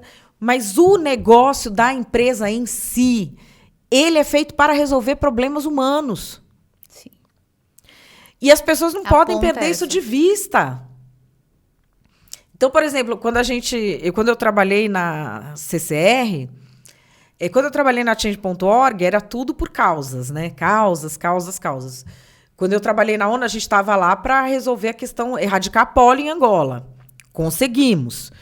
Mas era uma coisa também que, por exemplo, meu chefe era um cara de metas. Ele falava, Pareto, 80-20. Você vai agir nesses 20% aqui que vão te dar os 80% do resultado. Quando eu trabalhei na CCR, o que a gente tinha em mente, tinha um mundo de projeto social, todas as empresas têm, até porque tem as populações lindeiras das rodovias, dos aeroportos. Para o próprio funcionamento, bom funcionamento de uma rodovia, você tem de saber lidar bem com isso. Mas o business é você propiciar que as pessoas se encontrem com segurança. E isso é muito importante socialmente. Então, a pessoa, às vezes, trabalha numa empresa, sei lá, que vende água. Aí ela, que vende água. Isso é uma coisa importante. Se não fosse importante, não estavam comprando isso importante para as pessoas. Então, tirar esse falso moralismo do ambiente corporativo é algo necessário. A pessoa precisa ter orgulho do que ela faz. A gente tem hoje um mercado publicitário que se comporta como se fosse ONG. Eu fico falando, mas, gente, publicidade é o capataz do capitalismo. O que esse povo tá posando de ongueiro agora? Cara de pau do caramba, entendeu? Assim, não há capataz do capitalismo, podem achar que é algo pejorativo. Eu não acho que eu adoro dinheiro. A pessoa adora dinheiro, vai lá, ganha o seu dinheiro honestamente. Seja capitalista, ande com seu carro importado. Agora não venha bancar o revolucionário. Quer ser revolucionário? Abre mão de tudo e vai ser revolucionário, então. Essa confusão entre esses dois mundos tem dado muitos problemas. E muitas tentativas de resolver problemas reais nas empresas não andam por causa disso. Porque você quer resolver um problema, só que você não define qual é o problema, porque você não quer encarar que ele vira um tabu. E aí você ataca uma outra coisa. Então, acho que esse é um momento que a gente precisa, vamos dizer, de um freio de arrumação. Quem manda a empresa não pode ser marketing. Coisa que eu vejo, por exemplo... Começa por aí. Começa por aí. Essa coisa do discurso de ódio que eu vejo. Discurso de ódio no Brasil não tem definição legal. No exterior tem. Ah, legal. É um discurso que você faça... Então, mas tem um tribunal que define aqui no Brasil. Não tem isso oficial. Não, tribunal que eu digo, o tribunal da internet. Tribunal da internet, discurso de ódio é o que alguém que eu não gosto falou. Isso. Alguém que eu não gosto falou é discurso de ódio. E, geralmente, empresas têm tratado as questões assim, né? Cresceu demais, veio para minha reputação, eu digo que é discurso de ódio. O que é discurso de ódio? É um discurso que possa causar... que incentive ofensas e animosidade contra uma pessoa específica ou um grupo específico. Tá. Nesse sentido... Essa definição é no Brasil ou a definição é fora? É internacional. Internacional. Sleeping Giants é discurso de ódio. Ele incentiva animosidade contra um indivíduo específico. Ou seja, ele pede demissão de um indivíduo específico. Ele não pede regeneração do indivíduo. Ele não pede desculpas do indivíduo. Ele isso não é pede muito providência. grave, né? Isso é então, muito grave. Isso é discurso de ódio, tecnicamente. Isso é discurso de ódio. E as empresas estão colaborando com discurso de ódio para combater discurso de ódio. Vai dar certo? Não vai dar certo. Que é aquela coisa estrutural que eu falo. Para resolver uma crise momentânea, em que chega uma pessoa naquela linguagem passivo-agressiva e fala, fulano, empresa tal, não sei se vocês sabem, mas vocês estão sustentando o discurso de ódio do fulano. Ok, só que você também está fazendo discurso de ódio, então eu vou seguir o seu... Sim, eu vou odiar os que nos odeiam. Então, essa questão, você não pode dar satisfação a quem faz discurso de ódio. Eu entendo até que a empresa tem esse problema de saber onde está o anúncio e ela queira tirar. Mas não pode dar satisfação a quem faz isso. Não pode dar poder a quem faz discurso de ódio. A gente tem um sério problema de para quem nós estamos dando poder, né? E as empresas estão dando poder a quem faz discurso de ódio para combater discurso de ódio. Por quê? Porque publicitário não entende cidadania, não entende política. Sim. Ele é o capataz do capitalismo. Ele tem que ser colocado no seu lugar, que é o de fazer ganhar dinheiro. Sim, mas o que mais me assusta é, assim, você taxar o ser humano como irregenerável. Não é possível. Você tem que ser demitido, esquecido e cancelado. Então, isso eu vejo muito na educação de criança. Muitas vezes eu vejo mãe e pai falando assim: ah, você é feio se você não fizer isso. Ah, você é não sei o quê. E não é você, é a ação da pessoa que é feia, a ação da criança, que naquele momento pode ser feia. Então, e a ação você pode mudar. Você pode mudar de rumo. Quem você é, muitas vezes você não pode mudar. Você é aquela pessoa. Então, você não é feio. A criança não é feia. A ação dela é feia. Então, eu acho que isso é maximizado para os adultos. Então, assim, o que você fez não é bonito. Mas o que você fez, você pode mudar, se você quiser. Agora, a pessoa vira quem ela é. O erro dela vira quem ela é. Ela é o erro. Se resume no erro que ela cometeu na internet. Pensando nisso, e sabendo que todo mundo está me olhando, como que eu tenho que me comportar? Primeiro que assim, isso pode acontecer. Sim. Você já foi cancelada? Nossa, todo dia. Eu não tô nem aí, eu tenho dó, né, da pessoa que se dedica a isso. Quando chega, assim, em níveis que as pessoas... Porque eles fazem um esporte, né, o cancelamento. Por exemplo, ela é nazista, aí fica todo mundo xingando. E aí... E nem sabe o que é nazista. Outro dia eu tava fazendo a unha. Aí a menina falou assim, não, esse aqui eu fiz sozinha. Mas outro dia eu tava fazendo a unha, e aí ela tava com um anel. Eu falei, o que é esse anel? É contra o fascismo. Porque não sei o que, esse governo fascista. Eu falei, mas o que é fascismo? Assim, eu fiquei curiosa para entender o que ela pensava que era fascismo. Eu falei, mas o que é fascismo? Ela, eu não sei. Eu falei, mas é uma coisa que ela entendeu que as pessoas, alguém está dizendo, ela talvez pertença ali a um grupo que ouviu isso, acredita naquele grupo e aí dissemina, continua disseminando.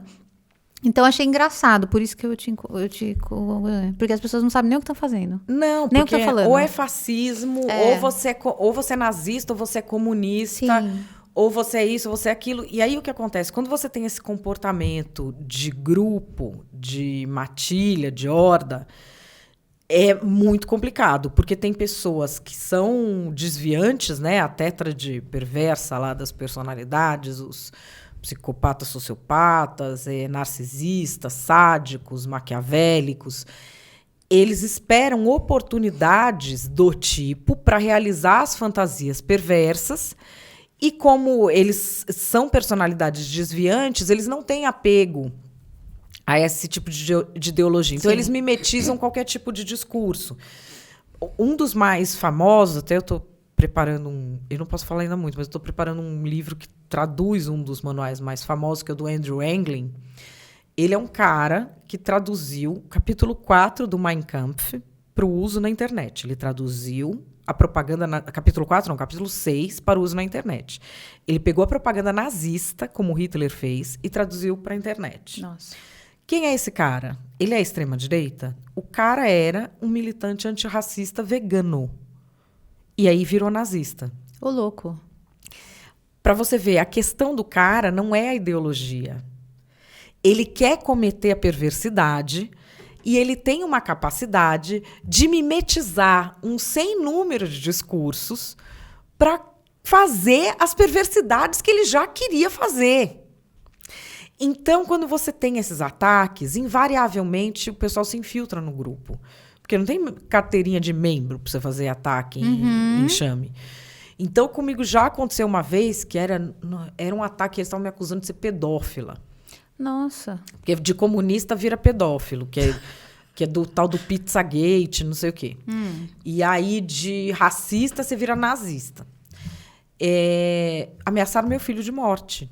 Nossa, que grave. E foi uma turma na escola dele, quando ele tinha 7 anos. A sorte é que tudo burro, tudo encostado, foram na escola errada, que ele já tinha mudado de escola.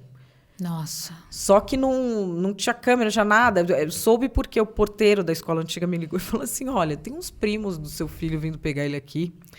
Aí eu falei pra ele, como assim? Ele falou, eu também estranhei. Quando ele foi ver, já não estava mais lá. Que horror.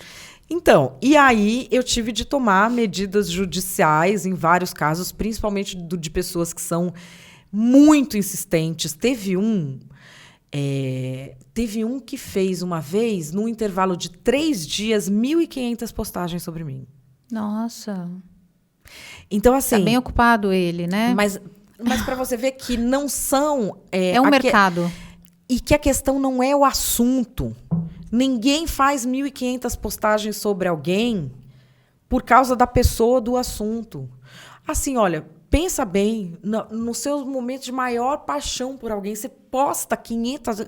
Nem na maior paixão que você tem na sua vida, nem no maior ódio pessoal da sua vida você faz isso. Como é que você faz isso com alguém que você não conhece?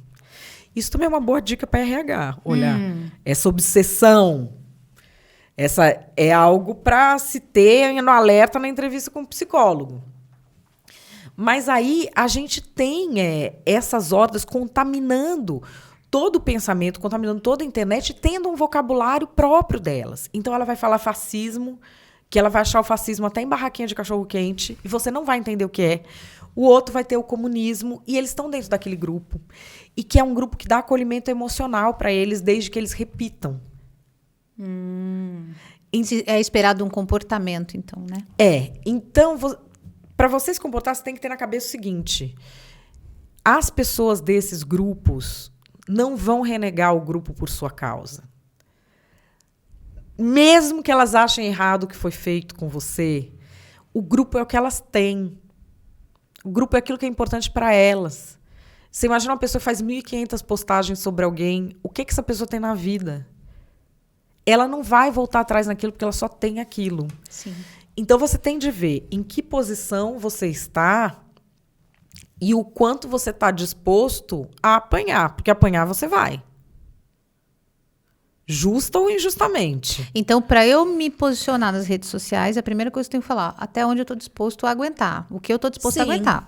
Então, pensando aqui, né, como empresa, voltando um pouco como empresa, sabendo que eu vou ser olhada, né? Sim. Como eu me comporto? Aliás, como é o ideal de comportamento dentro das redes sociais? Como eu me comporto em casa? Como eu me comporto no trabalho? Eu acho que no trabalho. Então, trabalho. Não é o quintal, não é o seu quarto, né? Começa por aí, não é a Porque cozinha lá de casa. Uma coisa que eu faço nesse meu treinamento, que é o controle pelo contexto e não pelo conteúdo. Esse treinamento que você faz é para que grupo? Para qualquer tipo de grupo. Para igreja, para ONG, para empresa. Como chama o treinamento? É um treinamento que está no meu livro, chama Tratamento de Choque. Que é só para a pessoa aprender a se portar na internet, olhando o contexto em vez do conteúdo. Tá, então me ensina, porque a ideia é assim, quem está assistindo, você sabe que vai ser olhado de alguma forma. Uma empresa ou outra vai olhar, tá? Para te recrutar, para te triar, vai dar uma olhada. Sendo assim, como que eu devo me comportar? Até por uma questão de cidadania digital. Como eu devo me comportar? Não só porque a empresa vai olhar, mas porque eu quero ser um cidadão normal, comum. O nível de publicidade daquele local e quem tá te olhando. Porque assim, você vai falar, mas na minha casa eu sou assim. As pessoas da sua casa te amam. Tá. As pessoas da sua casa têm outras referências de você. Então, quando você fala uma coisa que na internet ninguém entendeu, sua mãe, seu pai, sua irmã, seu marido, sua mulher, eles sabem. Não, ela tá falando isso aqui porque 3 anos atrás aconteceu tal coisa assim, ela tá se referindo a isso. E que ali, para aqueles estranhos, você não vai conseguir se explicar. Porque não tem explicação depois, né? Depois que vai, acabou. Então, saiba que as pessoas vão bater. Não fique desesperado em responder. Porque quando a pessoa tem esse esporte de bater, ela não vai aceitar a sua resposta. O que eu faço é o seguinte, xingou e bloqueio. Na verdade, tem uma regra de bloqueio, que é o seguinte, se eu não parir, eu não sou obrigada a aguentar. Ou seja, meu bem, bobeou, dançou. Se a pessoa é chata, gente. A pessoa começa... Outro dia teve um que falou assim, não, eu nunca fui mal educado com ela. E ela me bloqueou, eu nem lembrava quem era. Aí vieram me perguntar, por que você bloqueou? Eu fui lá e procurei o nome do cara. Pô, o cara tinha postado um TCC, praticamente, para defender lá, não sei o quê. Eu não aguentava mais ver mensagem dele. Eu não pari ele, eu não sou obrigada. Então, assim, ele vai mandar mensagem para a mãe dele, por que eu sou obrigada a ler mensagem dele, entendeu? Então, assim, saber qual é o seu grau de relação com as pessoas Saber que ali onde você vai se posicionar, sabe aquela coisa que você põe a roupa para a função que você quer e não para a função que você tá? Sim, a roupa do próximo nível. Então, isso é uma coisa que eu falo muito na internet. A sua internet tem que ser a internet do próximo nível. Ela não é a internet da sua casa. Top. Porque aí o que acontece? Vamos dizer, você está indo de uma função operacional para uma gerência. Uma coisa que eu falo sempre a gente, nesse mundo de hipercomunicação, é da natureza humana a gente prestar mais atenção no que incomoda. A gente presta atenção mais no que a gente odeia. No que dói. No meu e-book Tratamento de Choque, tem até um capítulo que chama Nós Amamos Odiar. Vira essa chave conscientemente. Pensa o seguinte, quem são as pessoas que você gostaria de ser que nem elas? Tipo, eu quero ser uma gerente que nem fulano. Pode ser até alguém, vamos dizer, que esteja numa superposição de status, que é claro, você não vai estar igual a ela naquele momento, mas você pode pegar, não sei, uma joia que ela use sempre, um cabelo, um estilo. Eu queria fazer o junto pet, eu não consegui fazer. Eu queria. Eu te ensino. Vou te ensinar. Que eu mesma que faço o meu. Vou te ensinar. Lindo. Vou te ensinar. Mas assim, você importa algo daquela pessoa do próximo nível. Que isso eu acho importante. Eu sei que pode parecer às vezes fútil. E a gente fala, não, mas eu tenho jeito de me expressar como eu quero. Tem. Mas essas pessoas que vão estar te recrutando, elas não te amam. É isso, Elas gente. vão querer que você dê dinheiro. É isso. Elas vão olhar para você tentando ver se tem algum buraco de confiança. Então, assim, vai chegar um momento da carreira de todo mundo que a pessoa pode dar uma bica e ser do jeito que ela quiser, entendeu? Ou quem é do meio artístico tem essa liberdade.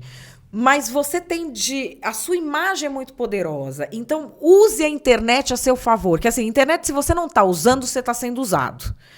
Então, passe a usar ativamente. Vai lá e olha. Quem são as pessoas que estão no cargo que eu quero estar? Não necessariamente na sua empresa, mas em outras empresas também. Modelagem. Aí você olha, que eu admiro, que eu acho essa pessoa demais. Vê que tipo de coisa essa pessoa posta. Essa pessoa está postando não sei o quê de um livro. Poxa, legal. Que livros que eu podia postar alguma coisa assim? Essa pessoa postou não sei o quê de um professor que inspirou. Olha aí. Legal esse negócio. Essa pessoa postou os preceitos novos que eu estou seguindo de tal coisa. Vou fazer isso. Você vai para quando alguém do RH olha... A pessoa não vai ter isso claro. Mas ela já viu tanta rede social que ela vai bater o olho em você, ela vai te olhar no nível de cima, ela não vai te olhar no nível que você está. Ela vai falar, poxa, é esse aqui. Me atrai. Esse está maduro. Então, assim, essa é uma dica. Adorei. É a sua imagem. Porque a gente trabalha isso tanto na roupa. Usa a rede social que é tão poderosa. A seu favor, gente. Ela é a sua imagem na sua ausência. Na sua ausência, ela é a sua imagem.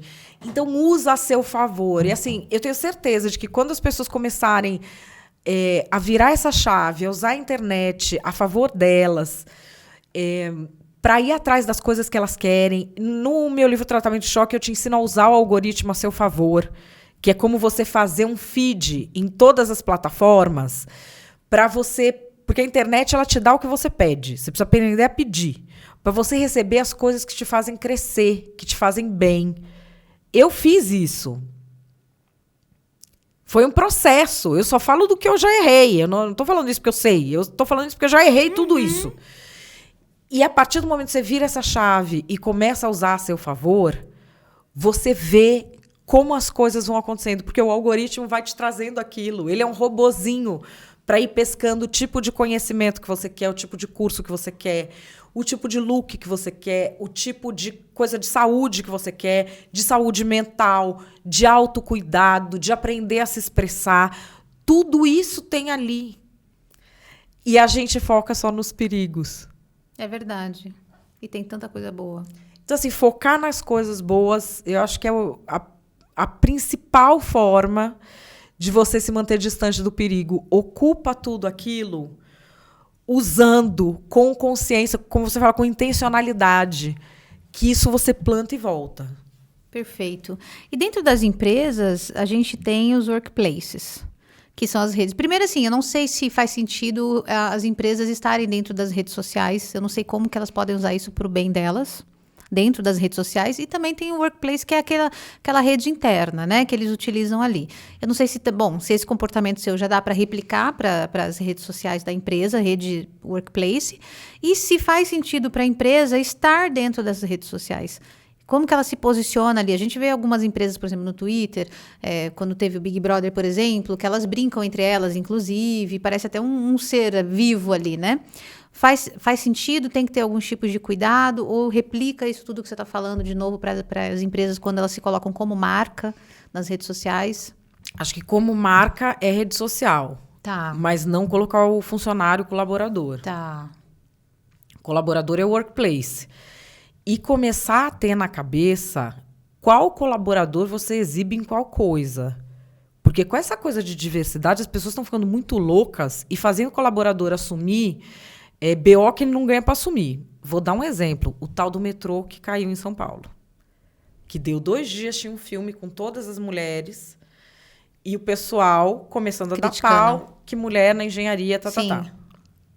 É óbvio que esse é o comportamento de uma sociedade que é machista. Sim. E falando uma coisa que é injusta, porque mulheres na engenharia são quantos %?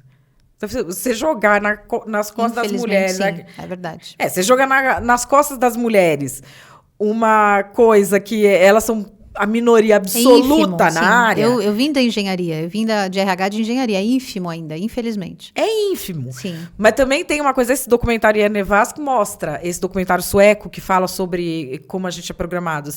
Onde que tem mais mulher querendo ser engenheira? Na Índia e no Brasil ou na Suécia e Noruega?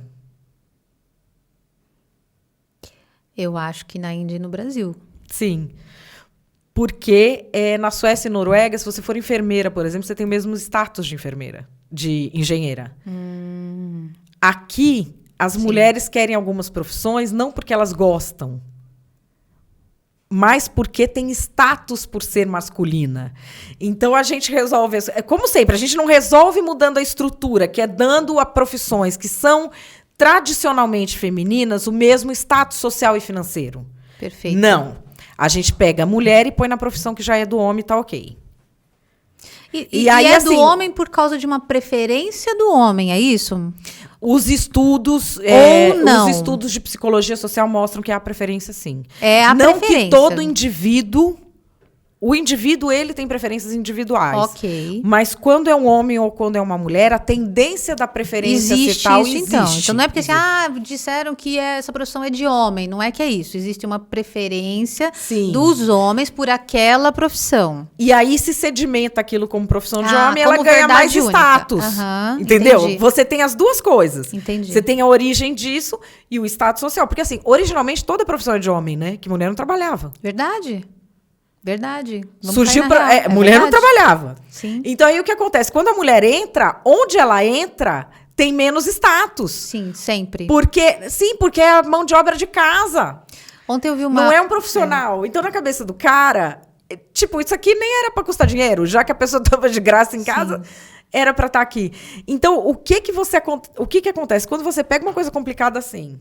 Você lança um filme com todas as engenheiras, já comemorando a obra, porque você quer falar da inclusão, você quer falar da diversidade. E as pessoas que fizeram isso são sérias e são experientes. E agora tem essa demanda, que tem que falar que inclusão, que nós temos mulher, que isso, que aquilo, que papapá. Ok, só que sem olhar o cenário. Porque a questão é a seguinte, primeiro você está assumindo uma obra porque teve uma operação contra a corrupção e o anterior faliu. Isso é para comemorar? É legal comemorar? Não é muito legal comemorar. Começa daí. Aí eu lembrei, quando eu vi esse filme, uma época que na CCR a gente tinha que fazer uma ação com colaboradores. E o meu gestor, na época, o Francisco Bulhões, que era o CMO, é engenheiro. E foi se falar não sei o que para ele falou assim, não, colaborador desse nível só obra pronta, só comemoração. Antes, quando há risco, é só C-level, é só quem ganha para assumir um risco. Eu nunca tinha pensado nisso. Mas é verdade. Você faz qualquer obra pode cair. Você vai colocar a cara de quem não ganha para assumir esse risco? Quem ganha para assumir esse tipo de BO é esse level. Esse vídeo nunca poderia ter sido feito por esses 2 motivos. Primeiro, não era motivo de comemoração. E segundo, que se botou ali a cara de quem não ganhava para assumir BO de risco de obra. E aí, em nome de uma suposta inclusão, que nem se sabe como está sendo feita porque não se apresenta um resultado, se faz para o vídeo. mostrar uma suposta inclusão, porque talvez lá na realidade, se você pegar aquele quadro de profissionais dessa empresa, quanto será? Quantas mulheres será? Será que todas? Eles acabaram pegando todas. Tem meia dúzia, vem vocês mesmos. Que geralmente é assim, né, que faz. Infelizmente. Então, assim, esse tipo de coisa, ela começa nessa transição da necessidade de diversidade. É tentador você resolver desse jeito, mas começa a ficar evidente para a sociedade que isso não é solução. Mas não é uma resolução, é uma maquiagem, né? Vamos passar um corretivo aqui, vamos resolver essa manchinha aqui. Não é isso, né? E as pessoas começam a perceber. Então, assim, temos uma boa oportunidade para as empresas mudarem de posição, até porque é o seguinte... Na internet parece tudo uma bolha gigante que as pessoas estão querendo isso, mas não são as pessoas do Brasil que estão querendo isso. O Brasil é, na sua maioria, um país conservador. Quantos % da população está no Twitter? Nem 10%. Então, assim, que se coloque as coisas na sua devida perspectiva e que se dê às coisas proporcionalidade, que se lide com as questões resolvendo a estrutura. Porque a empresa não tem só essa semana para viver. A empresa tem quantas famílias para sustentar e um legado para deixar. É isso mesmo. Bom, Madeleine, o que a gente não falou aqui até agora, que você fala, eu preciso falar isso para as empresas antes de sair desse podcast, eu preciso contar isso para eles. Tem alguma coisa que a gente não comentou que você acha que precisa falar antes de ir almoçar com seu filho? Olha, uma coisa que eu preciso dizer para as empresas que é o seguinte, que as empresas, eu entendo que nesse momento se sentem amarradas, reféns. Reféns. O que eu vejo é que empresas têm virado reféns desses movimentos que surgem na internet. Quando chega para alguém de um nível mais alto decidir, aquilo já está numa temperatura que parece que qualquer coisa que você fizer explode. Muita gritaria, muita gente com solução pronta, aí você contrata a tal da consultoria de inclusão de letra. Você vê que aquilo não funciona, mas se você não contrata, aí também te dá um problema de imagem. Eu vejo as empresas tentando lidar com isso de uma forma racional, construtiva, inclusiva de verdade. É uma fase. No exterior já tem projetos que libertam empresas dessas amarras, ajudam empresas a navegar nessas áreas. Tem diversos intelectuais que estudam isso. E tem um movimento disso vindo aqui para o Brasil. Que bom. Eu estou fazendo parte. Ótimo. Do movimento já temos disso. Um caminho e uma pessoa aqui para ajudar a gente. E tem vários que já estão fazendo esse caminho nos Estados Unidos para colocar as coisas no seu devido lugar. E não é porque a gente é bonzinho, é porque a gente, como as empresas, a gente gosta de dinheiro. Se a empresa não ganhar dinheiro, se a empresa não inovar, a gente não vai ter progresso. O progresso e o dinheiro trazem mais qualidade de vida, trazem uma experiência humana muito mais completa. E eu sei que o que todo pai quer dar para o seu filho é uma vida com mais sonhos realizados, mais conforto, mais possibilidade, menos dor de cabeça. Dinheiro não resolve tudo, mas ajuda numa boa parte disso. Desenvolvimento econômico não resolve tudo, mas ajuda numa boa parte disso. E se a gente deixar o desenvolvimento econômico ser capturado por algo que está fora da realidade, ele vai ser atravancado. A gente não pode deixar isso acontecer. Tá certo. Madeleine, que prazer imenso, absurdo, de frio na barriga ter você aqui com a gente. Bom, meu marido super seu fã, adora, já assiste, super. Quando eu contei que você vinha, ele ficou apaixonado. Muito obrigada por ter vindo. Você trouxe muita luz pra gente, trouxe muita profundidade em como a gente deve, como empresa, lidar com algumas questões que realmente, é o que você falou, a gente está refém. Como empresa, somos reféns. Então, se alguém escreve pra gente, olha, funcionário tal tá fazendo isso, a gente demite sem pensar em outras possibilidades, sem aprofundar, sem mexer na estrutura. A gente essa única maçã, vamos jogar fora. E não funciona assim, ficou muito claro hoje. Muito obrigada por essas lições, muito obrigada pelo seu tempo. Eu espero que vocês tenham gostado, gente. Assistam, compartilhem, curtam o canal. Compartilhe esse tipo de conteúdo para mais gente poder conhecer, saber e como a gente, como empresa, como profissional de RH, a gente pode ajudar as pessoas também, tá bom? Madi, muito obrigada. Eu que agradeço, gente. Foi uma honra estar aqui com vocês. Obrigada, beijo e até a próxima, pessoal. Tchau, tchau.